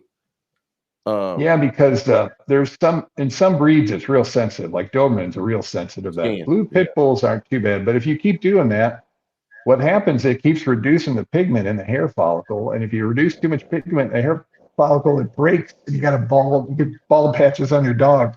Right. And I guess they could have skin issues too. It's very sensitive skin, yeah. But a blue brindle you can breed to a blue. I just want to put that out there. That might help a little bit because your blue brindle dog will carry red, it'll carry black, it'll carry all kinds of stuff. So maybe that would help a little bit. But I wouldn't advise doing blue to blue too much. What about Formentino? You heard of that color? It's a fawn. It's a recessive fawn color. So it's like yellow. Pretty like much, yellow. Yeah. I don't know the whole thing. I don't know what the whole inheritance is. We don't have that. I had one female. She wasn't really cream colored or buckskin, but she was so light red. She looked kind of like it. I called her cream in the jeans. Her name was Creamy. But I'm not so sure how that goes. You know, nowadays a lot of ex-American Bulldog breeders get into the Frenchies, and they send that shit out. They get all these codes for this, all the different color patterns. For money. They're just for I don't money. know. Oh yeah, Frenchie breeders they don't want to see Brindle, do they? I think most of them don't like to see Brindle. They feel like it's going to take over. Yeah, because it's dominant, so it can throw. You can't. But if you breed 2 blues, you'll get all blues. You know, non-brindle blues, you get all blues. But y'all right, they got all them damn charts and they got that color shit down to a science. The only blue dog I've seen, I don't know what that was pit bull. Anyways, I've only seen one, and I've seen other ones, but they were mixed with Catahoula, so they had that light blue, dark blue patches. But I've only seen one pit bull. I don't know if it was mixed, but he looked all pit bull. That was actually blue. Most of the ones I see that people call blue are seal or gray color. So I don't know if a pit bull. Even like Champion Whiskey, TJ Fisher Champion Whiskey, she has staff in her. She's what you would call blue, but it's actually a gray, right? But you look at her, that's blue, and she's pit bull. She's got like an 8 staff in her. But my buddy who owned her, he said the blue's not coming from the staff blood, Richard. It's coming from all this Eli stuff on the top side. You know, all the black dogs on the top side. All dogs that have that dilution gene and the red nose gene, because you can find blue chow chows and blue Labradors and blue Chihuahuas. You know, I always used to get people say, "Oh, Vito put a blue pit bull in there, or Vito put a Neo in there." It don't work that way. I mean, it's anything. Well, it always amazed me that these people, by looking at the colors or whatever, they know, you know, that it can't be that or it can't be this. Well, you have to know how colors mix and the patterns and who carries what and what can be passed on and not. Because I always had a problem with that. They look at something and go, "I can't be that." Or why those Bully Son dogs, why they come out spotted like that? Right? Well, it depends on the crosses and it depends on where it comes from. It may be heavy on the Bully Son side, but if it has Arts Missy in it or it has Stompanato in it, yeah, you can get white dogs with patches on them because that's in their lineage. Yeah, but for someone to say, you know, this can't be that, or this, they have nothing, no knowledge to back up what they're saying other than what it looks like, you know. In my breed, I get so many people. People buy a dog, they don't know anything. They buy an American Bulldog, it's white. And they're like, "White's the color of American Bulldogs." I'm like, "Well, white isn't a color, dude. White is a coat pattern. It's called a pied gene. It's called a white spotting gene. What it is everywhere that's white on the dog, the hair follicle doesn't have any pigment in it. And they call it, dogs that have white feet and a white on their chest or maybe a little blaze, they used to call those Irish watermarks. And then you got piebald, which has got patches. And then you got extreme piebald, which is white, all white stuff, maybe a freckle. And then that's a highly recessive thing too. Yeah. So if you breed two white dogs together, you're going to get more white. Yeah. So I've seen white dogs with dark skin, with black skin, you know. The hair is white, but the skin is black. Yeah. They can have pigment spots on their body. Matter of fact, a lot of the American Bulldogs, and then if they get that ticking, they'll have, looks like they got freckles all over the place. Yeah. The ticking, when people see the ticking, they say, "Oh, it's got Dalmatian. Dalmatian in it," you know. Yeah. I used to get that too. I used to get people that say that. They'll say, people saying to me, I want 10 White Rocks in it because he had that ticking in him. He was an absolute killer, you know. He won 5 matches in 1 year's time. So give me all the Dalmatian if it's like White Rock, I'll take it. I don't give a shit. I got a question for you. Have you ever heard there was a breeder in England called Limey Kennels, I think. And he line bred on what, alligator blood? He line bred on that. Well, he wrote an article. There's a couple American Bulldog guys like, "See, this is how you do it." Because he wrote an article that said, when you choose dogs, you need to pick on phenotype. So I picked black dogs that look like alligator, and that's why I got more of their genes. And I was like, that's bullshit. That doesn't make any sense at all. I mean, if you've been breeding a long time, you know, bullshit. Yeah, I've had dogs that, yeah, they look like their dad, but guess what? They act like their retarded grandpa. They don't have the ability. They're not the. A lot of times they're just looking at the color. Yeah, color doesn't say. In our breed, we have all these guys that say, if you don't have type, you don't have a breed. And I'm like, well, that's true, but type isn't just the way the dog looks; it's the way the dog acts, what it can do. I mean, those are the traits. Yeah, that's type. And type you know, he was a very competitive guy, very successful. I think he misquoted even himself, or it's just the fact that he had heavy alligator dogs, because he had other stuff too, and that's how they ended up looking. Because there's no way you can look at a dog and because even he acts good, or he's built a certain way, and his color follows this pattern and that, and say that's a good dog. There's no way. I don't care how the dog is bred, where he comes from. If you don't see him perform and you don't see the traits you need to see, he could be a twin to his daddy or his grandfather or his brother, they're all killers, and he's a POS. That has nothing to do with it, really. You just can't do it that way. If you're looking at structure, the way they're built, okay. You're looking at color patterns, yeah, okay. But as far as performance, now he either misquoted or he didn't understand what the hell he was saying, because that's not, he knows better than that. They read an article that he wrote, and who knows? I mean, some of these guys, they'll say shit to misguide somebody. What? I know. Yeah, that's true. If you're competitive. That's why I asked you about the Labrador, right? I think they told that guy that they half Labrador just to throw him off. I don't think it had Labrador in it. You know, I don't think it was the most sophisticated ring of dog fighters. I think it was the back alley thing or something. Yeah, could have been. But a lot of times, even myself, you know, as I research, as I learn different things, especially when it comes to color, because there's a lot of science on it. There is, right? Man, I've been so wrong on so many things. And once I read it, I can understand, even though I'm not that educated, I understand what I'm reading. Mm-hmm. What it does is it gives you not only it changed my mind or taught me, right, but it gave me a direction to go, okay, that's why this happens. That's why the colors came out that way. That's why that dog behaves that way. And this is where it comes from. So that I really appreciate science, even though I'm not a scientist. I can understand what the hell I'm reading. But a lot of dog guys, you know, a lot of it's not based on fact.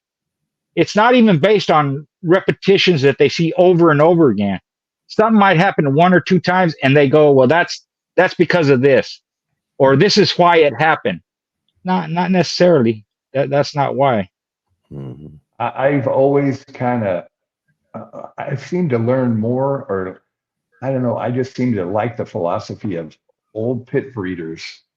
Like I remember reading all this stuff about man biting curs. You put them down right away because they're not game.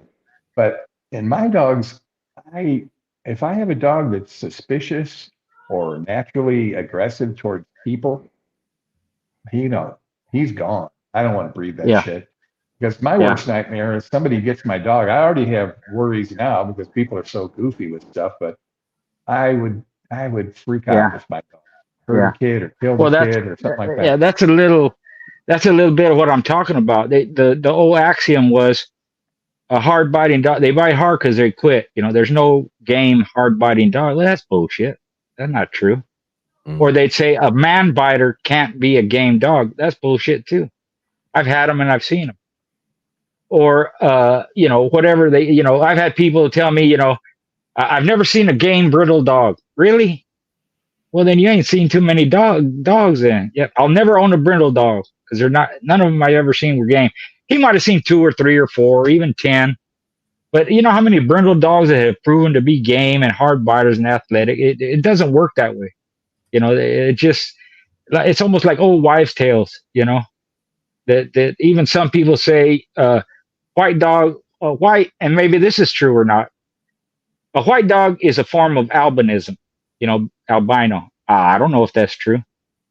I'm not sure. I don't know. I just know that it's just a weird gene that whole patches of color go. It seems to happen when we domesticate shit. Wild cows, they don't come white. Yeah. Right. When we start manipulating them, we get white. Have you ever Yeah. seen that thing about Russian fox breeders? They bred all these foxes for fur, and this lady for years she'd have them all in these cages, and she'd come up and stick her hand up to the cage, and if she had a fox that was friendly and not wanting to bite her, she'd breed that, and she kept breeding those friendly foxes to friendly foxes, and she domesticated them. And those domesticated foxes started getting droopy ears, big white patches on their, face or body or feet, and their tails would curl over their back.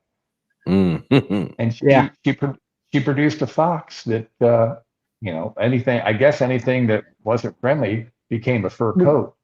Yeah, maybe that's part of the process of domestication. Maybe it does that. It changes them that way.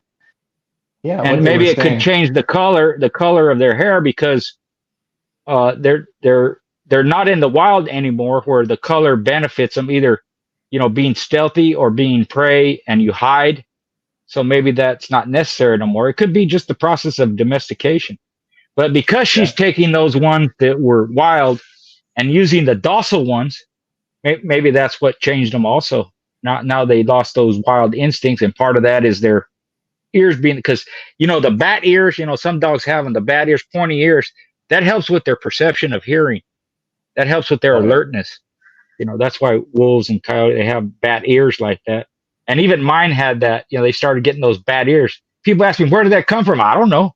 I know that animals in the wild, their reception, because their ears are built that way, they can hear better because it brings the sound in. But I don't know why the hell my pit bulls started getting that. People go, oh, that's an inbreeding trait. My dogs weren't inbred that much. Not that way. Same thing happens in American Bulldogs. I had a dog, Huggy, real famous black, one of the first really nice black dogs I produced. This guy that had my dogs bred it to another line of dogs and produced this little female, and she had prick ears like a French Bulldog, and she was red with a black muzzle. And so people took pictures of it. Some guy took it to a show. The people took pictures of it, and they're like, that Vito's putting French Bulldog in. And they would attack me for that. Yeah. That's what I'm talking about. These people, they're giving he threw something, he threw French Bulldog, or he threw this or that. Really? Why do you say that? Because of the color or looks or whatever. Mm-hmm. Not necessarily. Right. I think it happens because we get rose ears and we get flap ears, and then if you got certain rose ears that take on a different characteristics, they just want to go up in the air funny. Yeah. Mm-hmm. Hey, gentlemen. Hey, I think I'm gonna have to. I think I'm gonna have to wrap it up tonight. My wife, she giving me that side eye. Okay. Take your ass to bed. All righty. Hey guys, it was a pleasure, Mr. Garcia. It was a pleasure. Yes, it was great talking to you too, Vito. I really enjoyed it. Yeah. So we'll hook up again for sure. Hey, everybody, y'all tune in to the next time. Y'all know I'll be on a 1-week vacation, and I'll be back out there. I might try to squeeze one in. It just depends on my workload this week. So, but man, as usual, man, Vito and Schoolboy, we thank you, man. Shit, we learned a lot tonight, man. And hey, I think sometimes I'm the smartest man in the room. Sometimes, you know why, young folks? I think I'm the smartest man in the room because sometimes I just sit back and shut the fuck up and listen. Hey, as old as I am, sometimes you gotta be quiet. I do the same thing. That's right. I do the same thing. I just be quiet. Sometimes it's people older than me, or sometimes it's others having a conversation. I just, I talk so damn much. I love it when I'm glad Vito was here, so I didn't have to talk all the time. I love hearing other people. Oh yeah, man. Hey, sometimes I'm the same way when I be having them co-hosts. I don't have to work as hard. I'll be like, shit, I can just go handle the chat, blah, blah, just do my thing. I love it. Yeah.